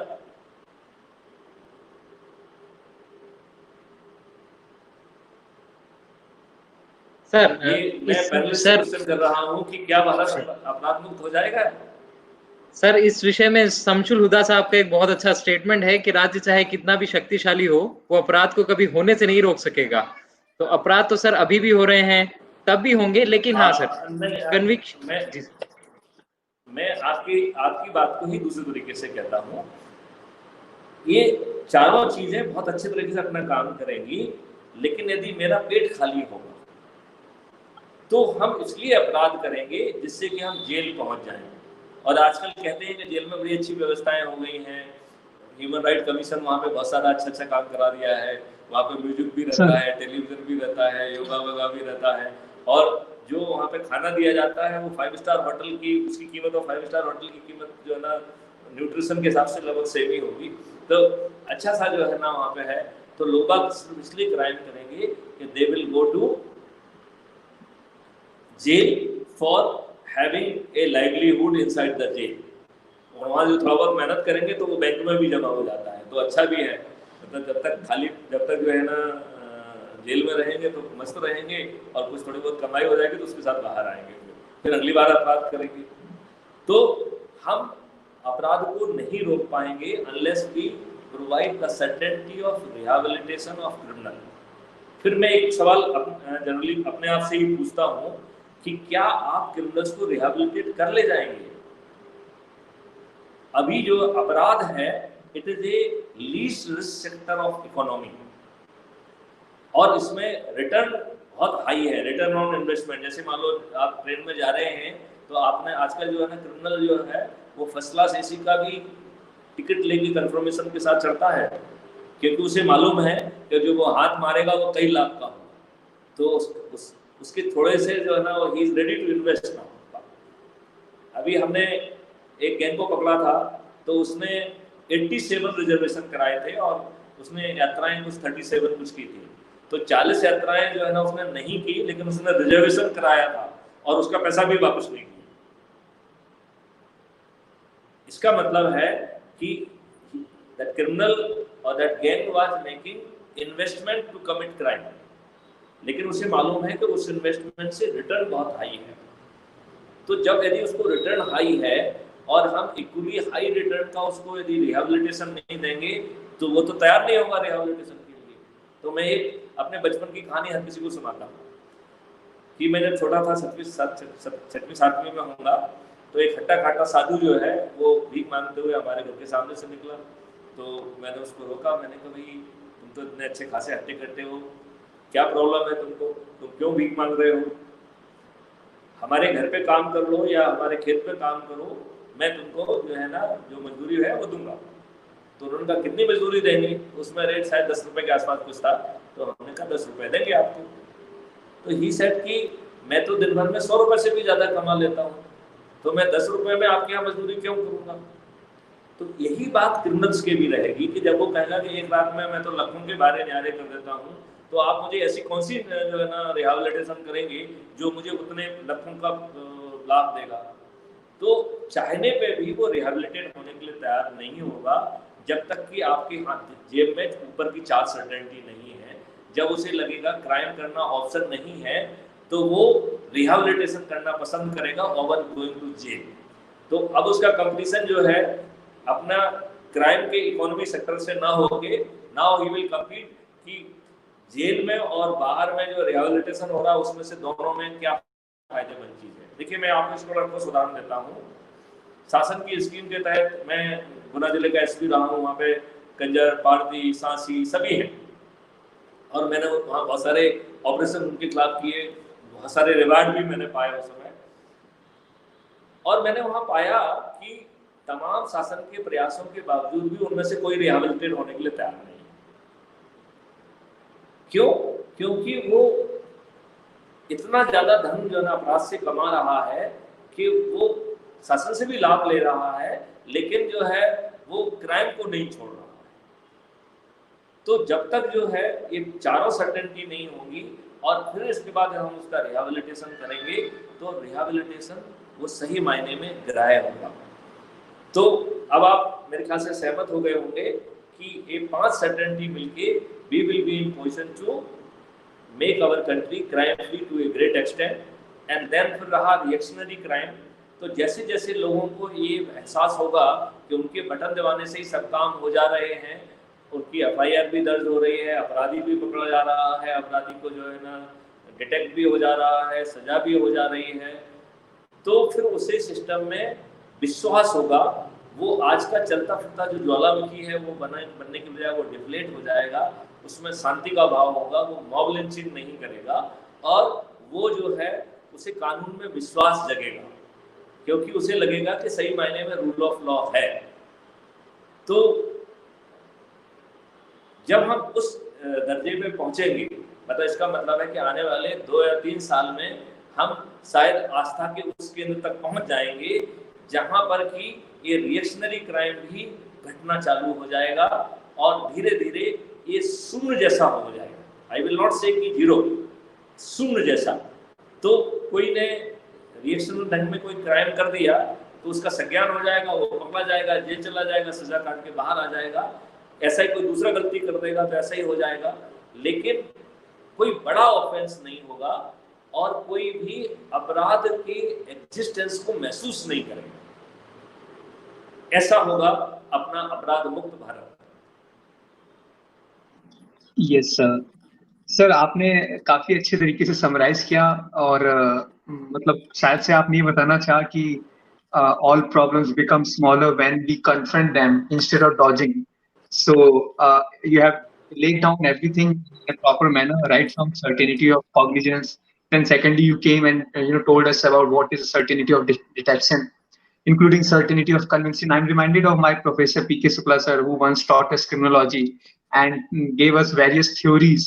One of the theory was of Cesare Beccaria, who has specifically stressed on this point: certainty of conviction is the urgent need, is the crying need of the hour. And then you dealt with the prevention in majority of the cases. Lastly, dealing with some more or less rehabilitation of susceptible criminals. I mean, Justice Verma Committee has also stressed upon this point a few years ago. So I think you have perfectly described everything in detail. And if any of the member in the panel has any question, they may please pose their questions. And because we have to sum up the session as early as possible, and also detail the students about the internship that sir has proposed in the last. Sir, anyone has the question, please?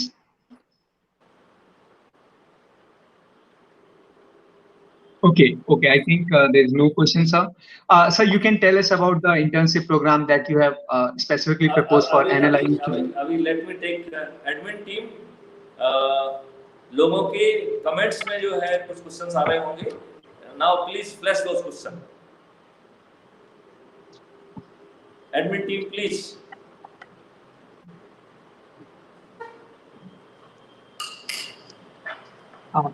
Sir, please also request admin team to please include 3 of my professors, Professor Gayur Alam sir, Professor P.K. Shukla sir, and Professor Riddhima ma'am. Admin team, please include them. They must be in lobby, otherwise you talk to them. They should come and please bring them in streaming in. Dr. Bharadwaj, kindly do that.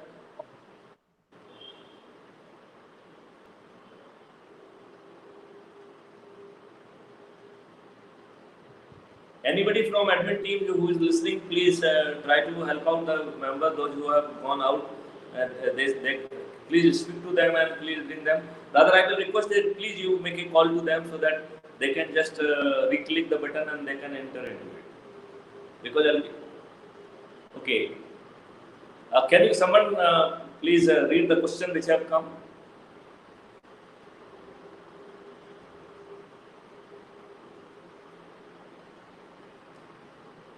Okay, they are saying that please tell something more about the bill. So, Himanshu, you or any of your members would like to elaborate a little more on that? Okay, sir. Okay, sir. Since we have dealt specifically in this topic about the bill. So I've done this work with 3 of my juniors, Kaustav, Vidhi Saxena, as well as Mahi Sama, because they are not able to connect at the moment. I think Kaustav is here. Kaustav, can you please summarize about the bill within 1 minute, because we are running out of time. Can you summarize, Kaustav? You take 2 to 5 minutes. It is important. You please take 2 to 5 years. Mr. Kaustav Bhattacharya. Kaustav, you are not audible. Can you please use different mode?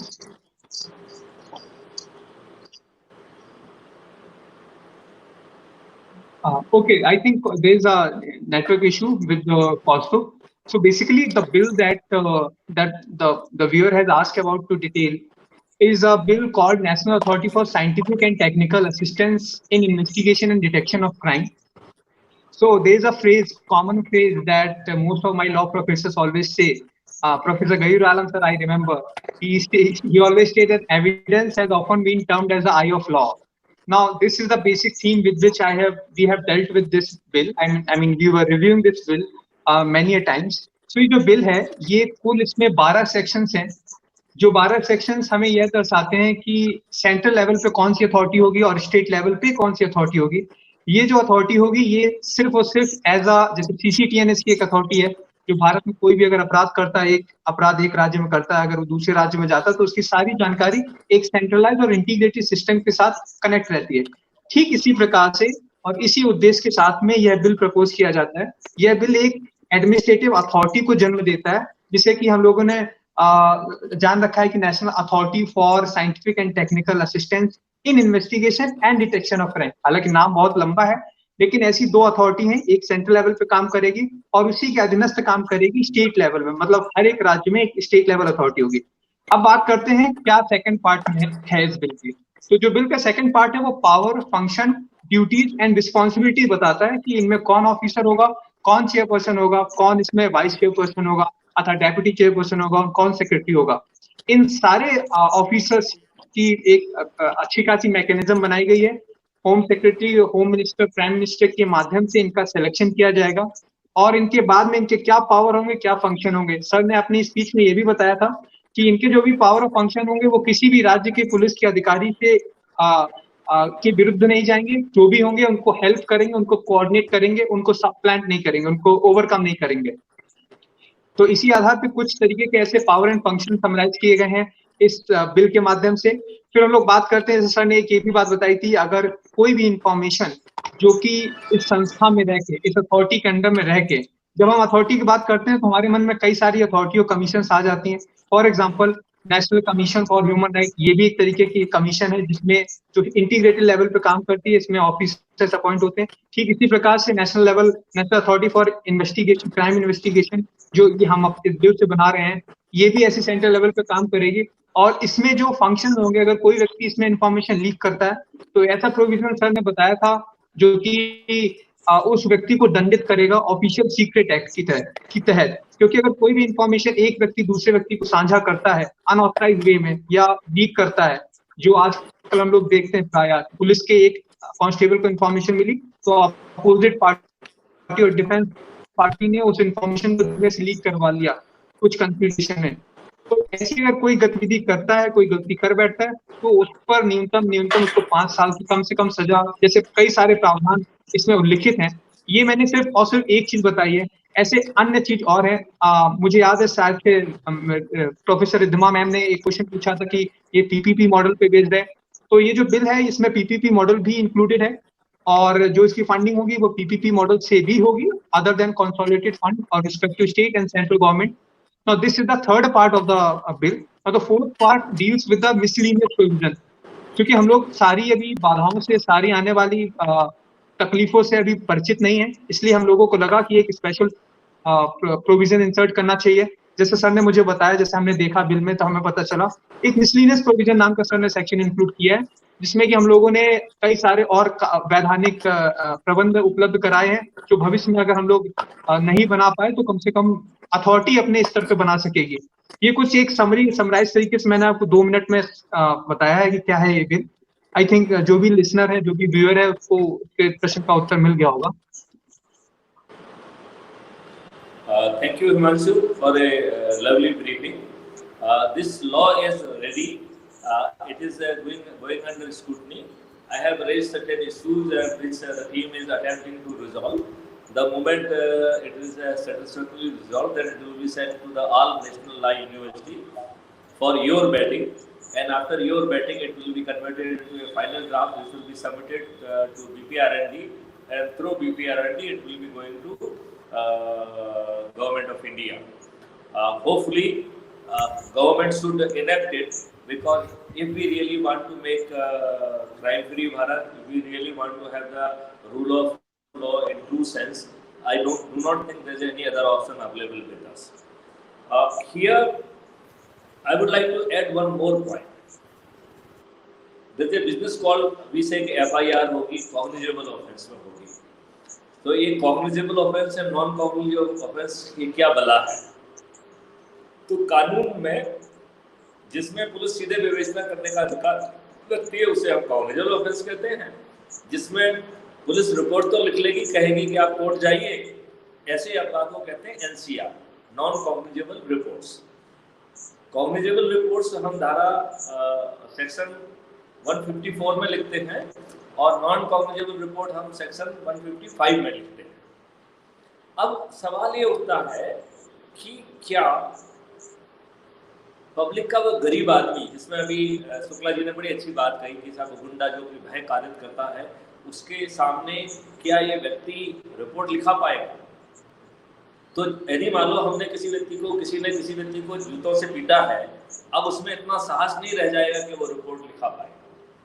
और उसे ये भी मालूम है कि आप police के पास जाएगा तो पुलिस कहेगा कि साहब ये तो धारा 323 का जुर्म बनता है, जो कि संज्ञेय नहीं है। तो मैं किसके पास जाऊँ? मेरे पास ना तो इतना पैसा है, ना हम सामर्थ्य लोगों को जो है ना वो कर सकते हैं, फेस कर सकते हैं। लिहाजा मेरे दिमाग में ये बात आई है कि जब हम इतना सबको सबके लिए कर रहे हैं, तो हम 155 के लिए भी कुछ क्यों ना करें। तो उसमें लॉ के स्टूडेंट्स और हमारे वॉलंटियर्स और हमारा जो इंजन है, जो कि पुलिस को इतनी सामर्थ्य दे रहा है, यही इंजन क्या नॉन कॉग्निजेबल ऑफेंस में भी वो सपोर्ट कर पाएगा? इसमें एक हिमांशु, अपन को एक काम करना है, authority will have the power under section 36, supervisory officer के पावर भी अथॉरिटी के पास होंगे, जिससे कि रिक्विजिशन में वो सिग्नेचर अपने लेवल पे करके थानेदार को चीजों को पुश कर पाए, जस्ट टू हेल्प आउट, जिससे कि किसी के विवेक की यदि कमी होती है तो that should not become handicap for the national authority. So one point may be noted, Himanshu, that we would like to give the power of section 36 of CRPC. So the national authority will enjoy power of section 36 to help out police to provide scientific and technical assistance, not doing any original thing, no power for any original thing. उसका supervision करने का कोई विचार नहीं है. It just want to help out so that the requisitioning signaturing can be done by the authority in national authority, so that any delay will not be binding, and probably we will be in position to provide real time support to investigating officer. तो हमारा investigation officer इतना powerful हो जाएगा कि वो बहुत अच्छा काम कर पाएगा. अब हम लौट के वापस आते हैं सेक्शन 155 के ऊपर. तो थोड़ी सी क्योंकि हम अपने लोगों को रेवेन्यू भी देना चाहते हैं, तो 155 की रिपोर्ट में कुछ रेवेन्यू स्ट्रीम को लगा के हम इसको कम्युनिटी वॉलंटियर को देना चाहेंगे, और बैकएंड पे हम उसको सपोर्ट करेंगे इन्वेस्टिगेशन करने का. तो और वो उसको पैकेज करके सेक्शन 200 to 204 में जो प्राइवेट कंप्लेंट दर्ज होती है, वो दर्ज जो है along with the evidences captured, along with the witnesses and statement captured, और वो जो है प्राइवेट कंप्लेंट बना के, जिसके लिए we will use our legal students, तो उनके जो है ना जगह जगह पर हम जो है ना लीगल सेल टाइप की बना के, एंड देन वी कैन जो है ना help people in non cognizable report case also. यदि हम नॉन कॉग्निजेबल रिपोर्ट में भी कुछ सर्टेनिटी ऑफ कन्विक्शन तक यदि हम उसे ले जा सकेंगे, देन हम सही मायने में रूल ऑफ लॉ इस्टेब्लिश कर पाएंगे. और जो लोग जो है धीमे धीमे बड़े हो जाते हैं, जो वीरप्पन बन जाते हैं और बड़े बड़े डकैत बन जाते हैं, वो संभवतः डकैत नहीं बन पाएंगे. मैं अभी भी मुझे याद आता है कि कहानी हमने सुनी थी, मेरी माँ ने मुझे बचपन में सुनाई थी कि एक डकैत था, उसको फांसी हो गई. तो उससे पूछा गया कि बताओ भाई तुम्हारी अंतिम इच्छा क्या है. तो उन्होंने कहा मैं अपनी माँ के दर्शन करना चाहता हूँ. तो माँ को लाया गया, और वो डकैत था, उसने अपनी माँ की जो है ना नाक कुछ खा लिया, चबा लिया. तो जज साहब को बहुत गुस्सा आया कि ये कैसा नालायक आदमी है, बड़े सम्मान से कह रहा था कि मैं अपने माँ के दर्शन करना चाहता हूँ, और इसने तो इसकी माँ की नाक खा ली. तो उन्होंने कहा कि जब मैं क्लास में पढ़ता था और एक पेंसिल चुरा के लाया, तो इसने मुझे डांटने की बजाय मुझे शाबाशी दी, और यही कारण है कि मैं इतना बड़ा डकैत बना और आज मुझे फांसी लगने जा रही है. तो ये मेरी माँ इस बात के लिए दोषी है. तो यदि छोटी छोटी चीजों पे समय पे समर्थ कार्रवाई हो जाए तो बड़ी चीजें नहीं होती हैं. जो लोग जो है अब छोटी छोटी चीजों में अपने अधीनस्थ को नहीं डांटते हैं, वो अपने अधीनस्थ का अच्छा नहीं कर रहे हैं, वो बुरा कर रहे हैं. वो फिर अपने अधीनस्थ को ऐसी स्थिति में खड़ा कर देते हैं कि जब वो सीधे सस्पेंड ही हो जाते हैं. तो इसी तरीके से यदि हम असंज्ञेय अपराधों में भी कुछ ताना बाना बुन के एक हम कम्युनिटी सपोर्ट देते हुए और कम्युनिटी को एक रेवेन्यू स्ट्रीम भी हम दे देते हैं, तो वैसी स्थिति में हम सही मायने में रूल ऑफ लॉ इस्टेब्लिश कर पाएंगे.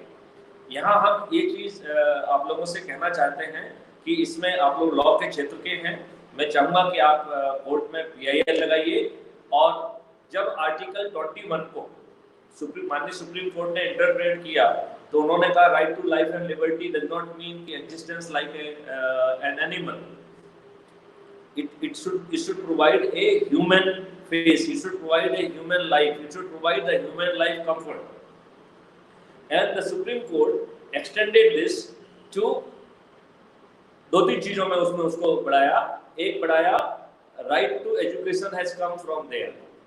Then right to environment has pronounced by the Supreme Court using this Article 21. Then right to food or right to health, this has been interpreted from the Article 21. I am saying Article 21 में जो सबसे मूल चीज है, that is nobody can enjoy life and liberty unless he is having the safety and security, and it is the sovereign responsibility of the government also. तो जहाँ यहाँ sovereign responsibility government की है, वहीं पे उसका आर्टिकल 21 में तभी लाइफ एंड लिबर्टी यदि सार्थक माना जाएगा जब वो अपने आप को सुरक्षित महसूस करे। आप कल्पना कीजिए कि आप अपने घर में हैं और आपको डर लग रहा है हर समय, तो आप एक अच्छी जिंदगी नहीं जी सकते। आप बाहर रोड पर निकल रहे हैं और कोई झपट्टा मार के आपकी चैन खींच ले जा रहा है, तो आप एक अच्छी जिंदगी नहीं जी सकते हैं। यदि आपके बच्चे बाहर हैं, आपकी बिटिया बाहर है और आप 100 बार फोन लगा के पूछ रहे हैं बेटे कहाँ तक पहुंचे हो, तो आप एक अच्छी जिंदगी नहीं जी रहे हैं। लिहाजा हम आप लोगों से तवज्जो करते हैं, आप लोगों से निवेदन करते हैं, आप लोगों से आग्रह करते हैं कि आप लोग PIL लगाइए। Article 21 must be extended to the safety and security and state government must comply with the sovereign responsibility and rule of law must be made. हम जो अपना इनिशिएटिव बना रहे हैं, let the Supreme Court should say that this should be adopted because this is going to pave the way for the safety and security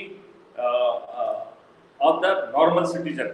So unless this kind of the system is made available to the public, they will not be in position to exercise any fundamental right granted through any of the article.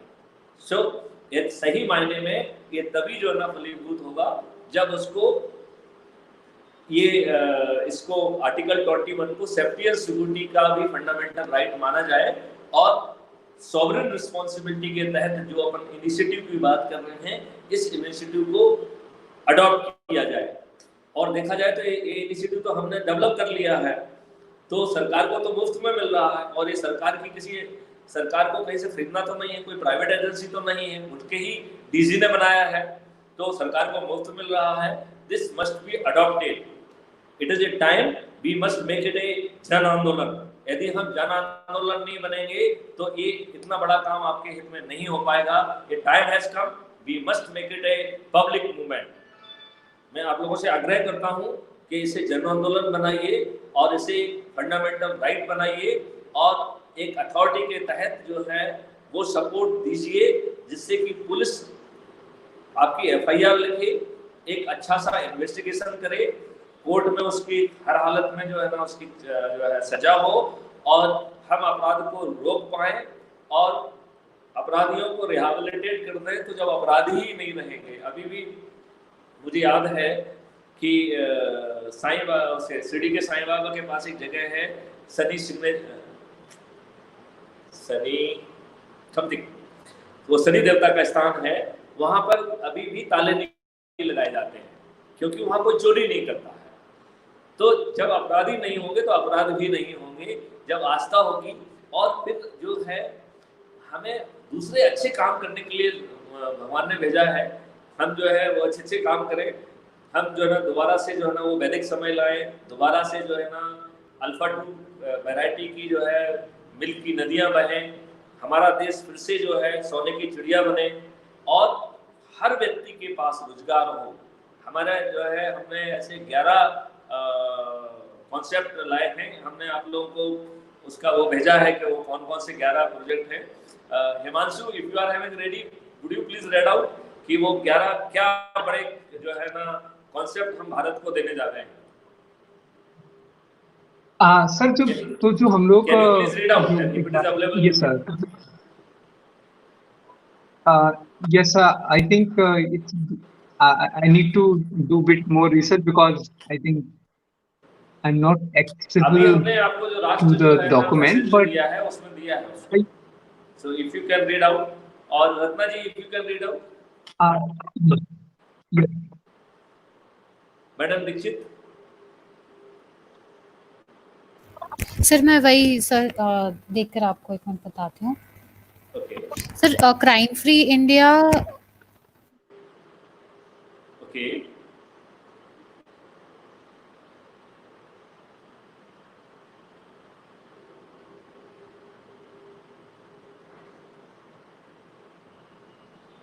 हाँ sir, तो जो आपने जो area of interest हम लोग को बताया है, इस पर हम लोग को काम करना है सर, वो है पहला FIR registration compilation of attributes using artificial intelligence.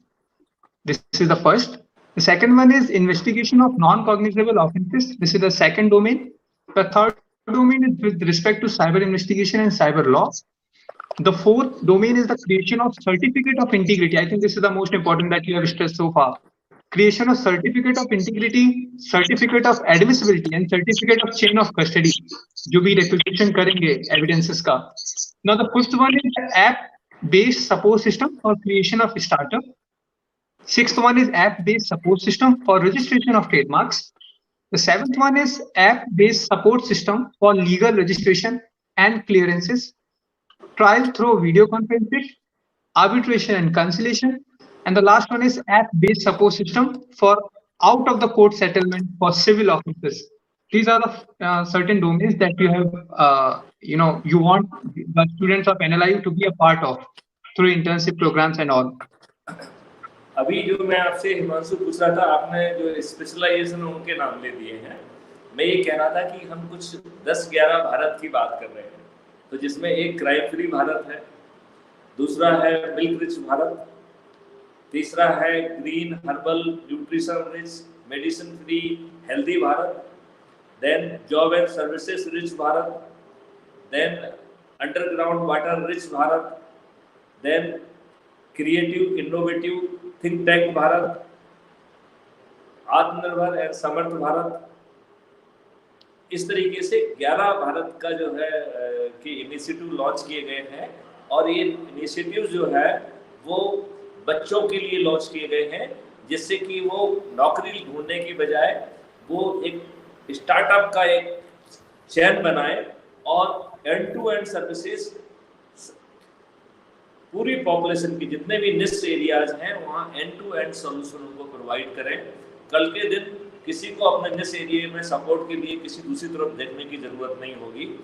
आने वाले समय में शायद इस इनिशिएटिव का अपना बैंकिंग सिस्टम भी होगा और हम लोगों की वो मदद कर पाएंगे जो शायद अभी लोग कल्पना नहीं कर रहे हैं। तो ये कोई छोटा सा जो है आई थॉट कि there has to be some dream, there has to be something which should be public should see कि उनके लिए कितनी बड़ी बातें सोची जा रही हैं। एंड पूरे 130 करोड़ लोग किसी ना किसी तरीके से डायरेक्टली इससे बेनिफिटेड होंगे, उनके पास सीधे रेवेन्यू स्ट्रीम पहुंचेंगे। तो ये अपराध मुक्त भारत और रिलेटेड इनिशिएटिव की बात हुई। अभी हिमांशु ने आपको जो एरियाज बताए हैं वो एरियाज हमने NLUI को दिए हैं कि इन एरियाज में बच्चे जो है वो जुड़ के उनका जो है वो कर सकते हैं। और स्पेशली हम जो है आर्टिफिशियल इंटेलिजेंस में वो चीज़ डालना चाह रहे हैं, तो मैं चाहता हूं कि उसमें कोई त्रुटि ना रह जाए, इसलिए हम छोटे छोटे ग्रुप बना के और अपनी जो टेक्निकल टीम है उसके साथ उसको लेस कर देंगे, तो हम अपने एनिमेटेड और वर्चुअल पुलिस थाने को वो इंटेलिजेंस दे पाएंगे जिससे कि FIR के सभी एट्रीब्यूट्स निकल के सामने आ जाए। फिर ऐसा ही हम 155 के भी एट्रीब्यूट्स के लिए क्या मैकेनिज्म बना रहे हैं, वो कुछ मॉड्यूल उस पर काम करेंगे। और देन हमको जो है कैसे जो है we can really create the legal support for everything. तो जैसे इतने सारे स्टार्टअप होंगे तो one app would be for trademarks, तो ट्रेडमार्क का रजिस्ट्रेशन उनका यूं होना चाहिए। जैसे बहुत सारे रिसर्च पेपर लिखे जाएंगे तो रिसर्च पेपर के लिए भी एक लिखने के लिए एक ऐप होगा। जैसे स्टार्टअप है तो ढेर सारे स्टार्टअप को बनाने के लिए भी एक ऐप होगा जिससे कि वो सब फॉर्मेलिटीज को वो कंप्लीट कर पाए और एंड टू एंड सपोर्ट जो है वो स्टार्टअप को दे पाए। तो एक स्टार्टअप अपने सिर्फ निश एरिया में काम करेगा, जहां उसका निश एरिया खत्म होता है वहीं के उसके बगल में कोई दूसरा सटा हुआ स्टार्टअप आ जाएगा और उसके आउटपुट उसके लिए इनपुट बन जाएंगे। तो इस प्रकार अभी क्या होता है कि हर स्टार्टअप अपने लिए जीता है, उसको पूरा कॉन्सेप्ट बनाना होता है, उसको बस फाइनेंस के लिए जाना पड़ता है, उसी को रजिस्ट्रेशन और क्लियरेंस देखना पड़ते हैं, वो जो है ना फिरता रहता है।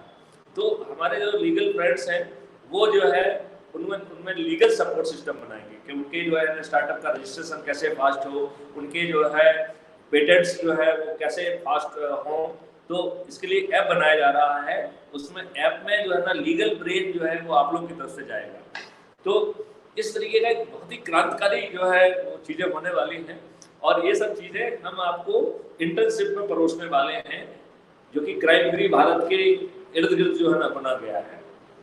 इसमें बड़ा सिंपल सा काम आप लोगों को करना है एक गूगल फॉर्म मेरे ख्याल से रत्ना जी ने ऑलरेडी सर्कुलेट कर दिया है, उसमें आपको अपना नाम डिटेल वगैरह देना है। देन अभी तक आपने क्या आपका हो रहा है, आपने किन किन प्रोजेक्ट पे काम किया है, क्या स्पेशलाइजेशन आपके रहे हैं, जो कुछ भी आपने किया है उसको लिखना है। एंड देन नेक्स्ट एरिया आता है कि किस निश एरिया में आप आगे अपने आप को डेवलप करना चाहते हैं, क्योंकि हमारा कैनवास बहुत बड़ा है। हम कोशिश करेंगे जिस एरिया में आप काम करना चाहते हैं हम उसी एरिया में आपको अकोमोडेट करें। देन आप उसमें अपने फैकल्टी को भी चुन सकते हैं कि कौन सा आपको टीम लीड अच्छा लग रहा है आपके टीचिंग स्टाफ में, so you can select that also. And फिर NLIU का एक काम रहेगा कि 4-4 बच्चों का ग्रुप बनाना है, उसमें एक टीचर टीम लीड को देना है।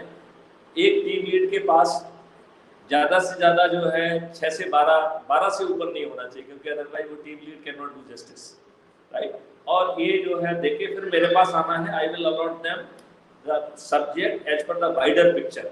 बिगर पिक्चर है, बिगर विजन है, उसके हिसाब से हम एंड टू एंड सोल्यूशन के लिए हम उनको प्रोजेक्ट अलॉट करेंगे। और ये प्रोजेक्ट जो होंगे इसमें एक बड़ी प्रक्रिया तय है इसकी, कि जैसे ही मॉड्यूल मिलता है आप लोगों को ब्रेनस्टॉर्मिंग करना है और एक कॉन्सेप्ट नोट होगा। कॉन्सेप्ट नोट पे जो है ना हमारी तरफ से ब्रीफिंग और आप लोगों की तरफ से प्रेजेंटेशन होगा। देन आपको लिटरेचर सर्वे करना है। तो आपके लीगल फील्ड में आपको ये देखना पड़ेगा कि नेशनली इंटरनेशनली क्या क्या जो है ना डिसीजंस आए हैं, and how those you will keep in mind while designing those modules. So then you will write आपके केस में प्रोसेस फ्लो डायग्राम होगा। उस प्रोसेस के बाद जो है आप उसकी लीगल इनकोडिंग करेंगे और इनकोडिंग के बाद it will go for the expert waiting. तो वो अपन उसकी मैकेनिज्म बनाएंगे कि हम दूसरी नेशनल लाइव यूनिवर्सिटीज का उसमें यूज कर सकते हैं, so that objectively somebody should thresh out our, तो कोई कमी ना रह जाए। And then we will convert into a finally app और kind of the support system. तो उसमें हमने वो माइंड उसको दे दिया है, हमने टेक्नोलॉजी के थ्रू उसको प्रोसेस दे दिया है। Now the app would be in position to help out. और यदि हमें उसे कहीं कोर्ट में भी ले जाने की जरूरत पड़ती है, अथॉरिटी के उसमें परस्यू करने की जरूरत होती है, तो हम इन्हीं बच्चों की सेल बना देंगे, so they can pursue in court, they can pursue in with the different authorities, चाहे वो रजिस्ट्रेशन अथॉरिटीज हो या वो अथॉरिटीज हो।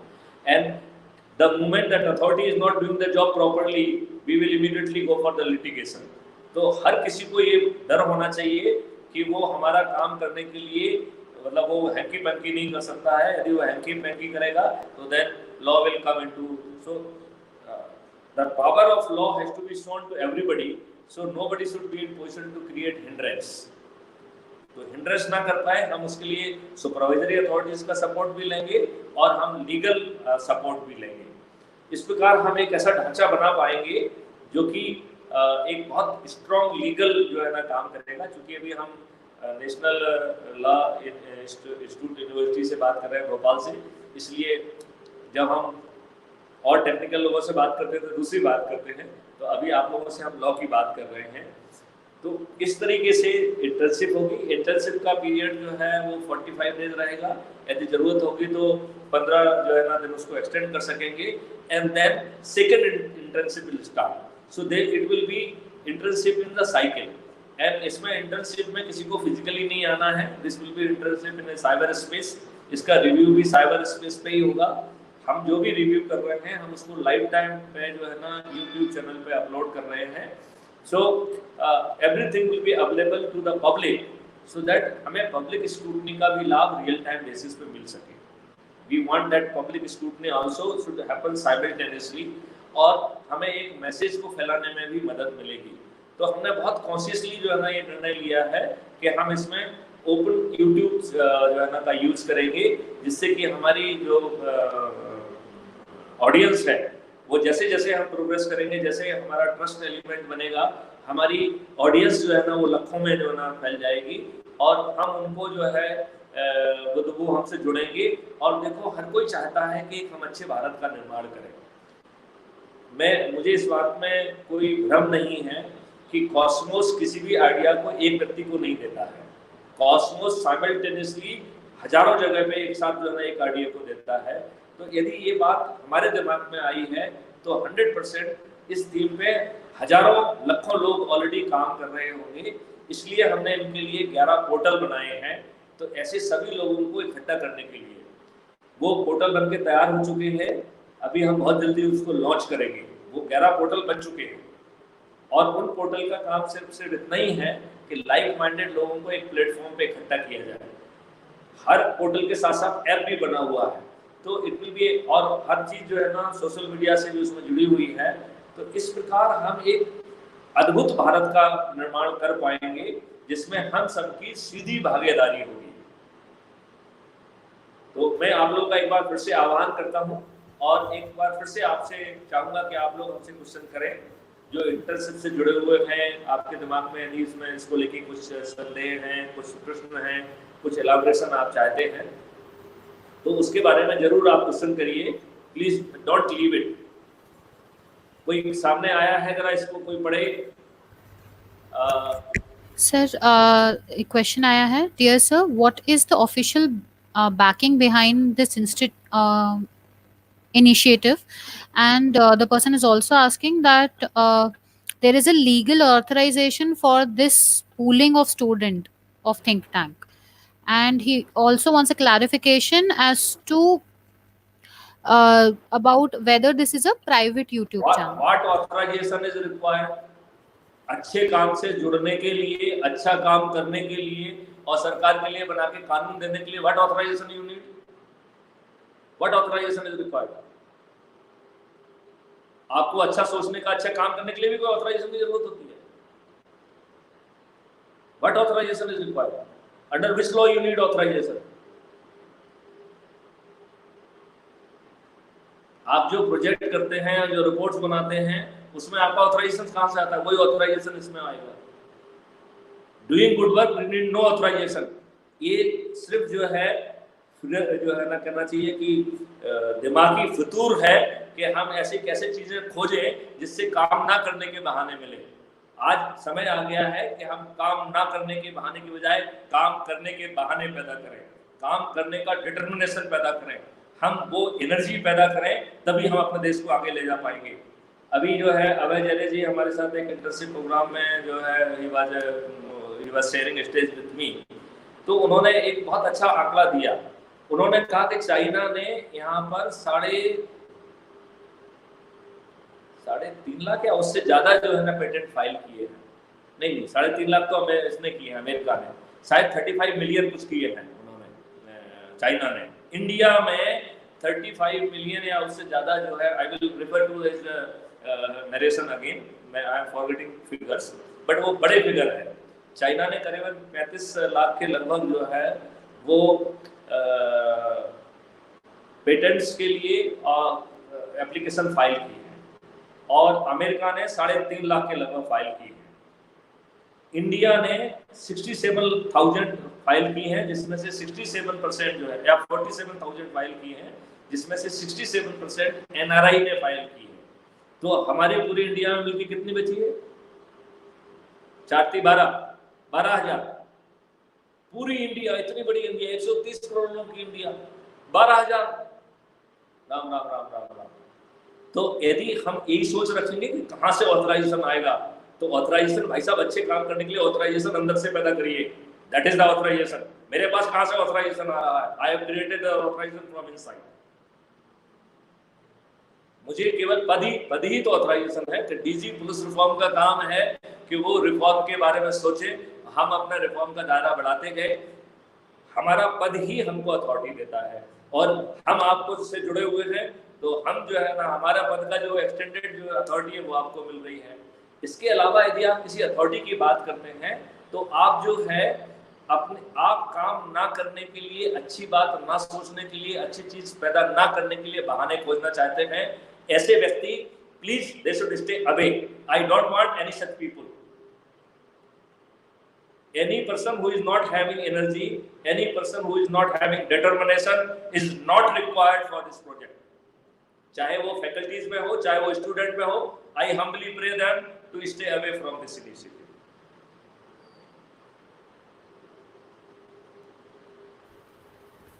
Sir, I guess this was the last admin question. Team, यदि और कोई क्वेश्चंस पैनल से आ रहे हो तो पैनल से पूछे, नहीं तो आप पुराने पूछे गए क्वेश्चंस मुझे दिख रहे हैं कि कुछ 43 क्वेश्चंस आपके सामने पड़े हुए हैं, उनमें से जो इंपॉर्टेंट क्वेश्चन यदि आप फ्लैश कर सकते हो तो फ्लैश कर दें, क्योंकि ऑलरेडी 2.25 घंटे हो चुके हैं. It is time to really conclude it. Ratna ji, please read it. Yes, sir, I'm going through the questions only. Sir, one question was regarding what will be the role that you have already answered. Please elaborate. I did not get it.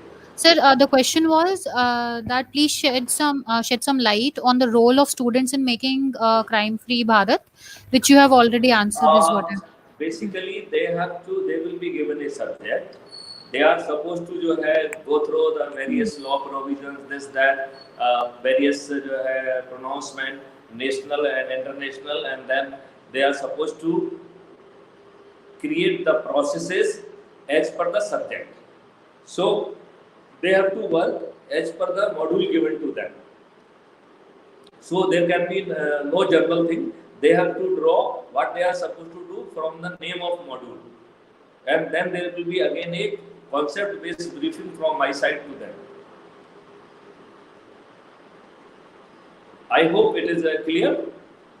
There was one question about the certificates. So there are 2 certificates.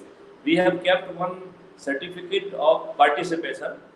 उसमें जो उसकी 4 कोडल formalities हैं जो complete करेगा, आपकी admin team उनको qualify mark करेगी, तो they will get A digital certificate for participation in this webinar.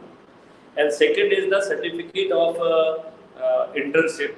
The certificate of internship is उसके लिए विशेष सॉफ्टवेयर बनाया गया है. That software will capture each and everything, and it will not be a routine kind of certificate. It will be a very dynamic certificate which will be talking about your application of mind. It will be talking of your activeness. It will be talking your communication skill. So lot many things will be captured by the software, and a dynamic internship certificate would be created, and that certificate will be for the each internship. So it means after 45 days, if we conclude it, then internship 1 will be over. Then we will go for the internship 2 also, and then we will try to see that how your processes we can use it here. क्या हम इसको moot court में challenge कराएं, so that will be also a good thing. कि assume करें कि जो आपने बनाया है वो उसको आपकी ही moot court में से challenge किया जाए और स्टूडेंट को for और अगेंस्ट की दलील देने की कोशिश किया जाए. तो by doing so we will be the devil's advocate. और हमारी जो छोटी छोटी गलतियां जिनको हम नहीं देख पा रहे हैं उनको हम देख पाएंगे और हम उनको क्योर भी कर पाएंगे, क्योंकि ये सिस्टम कोई बाहर की कंपनी नहीं बना रही है, हम ही बना रहे हैं. तो कमी होगी तो उसे दूर कर लेंगे, उसमें कोई घबराने वाली बात नहीं है.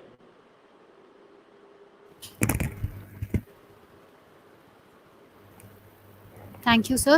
Sir, this appears to be a very good initiative, and I hope that with the help of NLIU, this would also grow.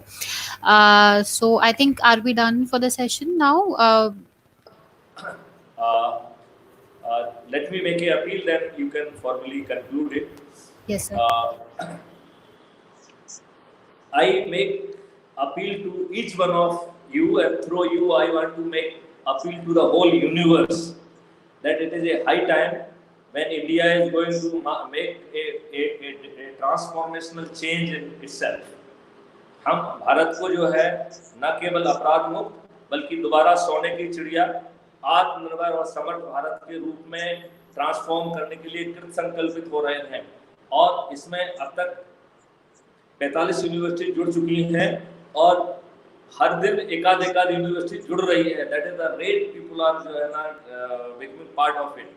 So this is going to be a big initiative, big momentum. मैं आप लोगों से appeal करता हूं कि जहां पे जरूरत हो PIL के माध्यम से जो है ना इसे कोर्ट में ले जाएं, जहां पर स्कोप है इसको आम पब्लिक के पास ले जाएं, क्योंकि ये उनके सीधे अधिकार से जुड़ा हुआ मामला है. मांगने से तो भीख नहीं मिलती है, यदि जरूरत है तो इसे जन आंदोलन बनाया जाए. मैं आह्वान करता हूं आप सभी का कि इस संदेश को हर व्यक्ति तक पहुंचाएं और इसे राष्ट्र के हित में जन आंदोलन बनाया जाए. जय हिंद, जय Bharat. Thank you, sir. Shukla, sir, I would request you to give vote of thanks for the session.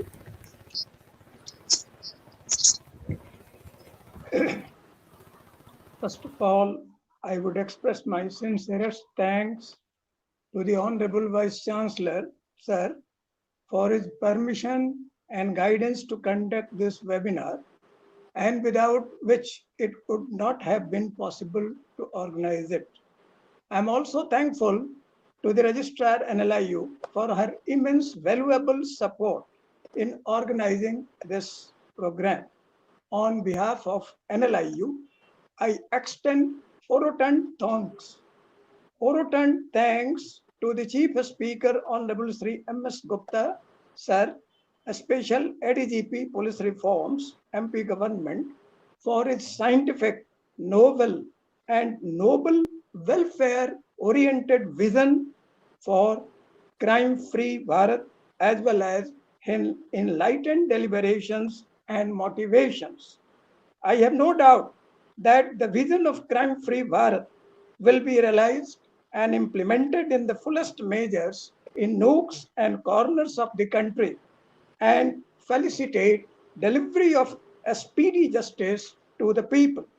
I would also extend my heartiest thanks to the Dean, UG, for his august presence and welcome address. He is a noted scholar, come scientist of the law of intellectual property, and I hope that he would be a constant intellectual guide to NLIU administration, group, students, and everyone during the movement. Thanks are also due to my respectable colleagues, Ms. Divya Salim, Mr. Mahendra Soni, and Ms. Ridhima Dixit for their valuable contributions in the webinar. I would also like to express my heartiest thanks to Mr. Rohit Sharma for his technological support throughout the endeavor. Last but not the least, all the students of NLIU viewing the live telecast, participating, and having expressed their intentions to undertake the internship and become the active participants in the crime-free India movement deserve a special thanks, because without their participation, the movement cannot be well implemented. Thank you all. Jai Hind, Jai Bharat. Thank you. Thank you. Thank you, sir. Jai Hind, Jai Bharat. Thank you, sir. I believe that please subscribe this channel, because all future review will be taking place through this channel only live, and it is a very deliberate policy decision. Hence, nothing should skip your attention. I sincerely request that all students, all faculty, and everybody must join this. I request if you can send a similar message to your sister NLU universities, and we would like to hold a similar kind of webinar for them, and kindly try to help this or spread this message so that we can really make it a Jan Andolan. Thank you, Jai Hind, Jai Bharat, and thanks a lot for really allowing me this opportunity to work together with you. Thank you. Thank you, sir. Thank you, sir. Namaste, sir. Namaste, ma'am. Namaste, namaste. Namaste, Shukla ji. Thank you. Sir. Namaste, sir. Namaste, sir.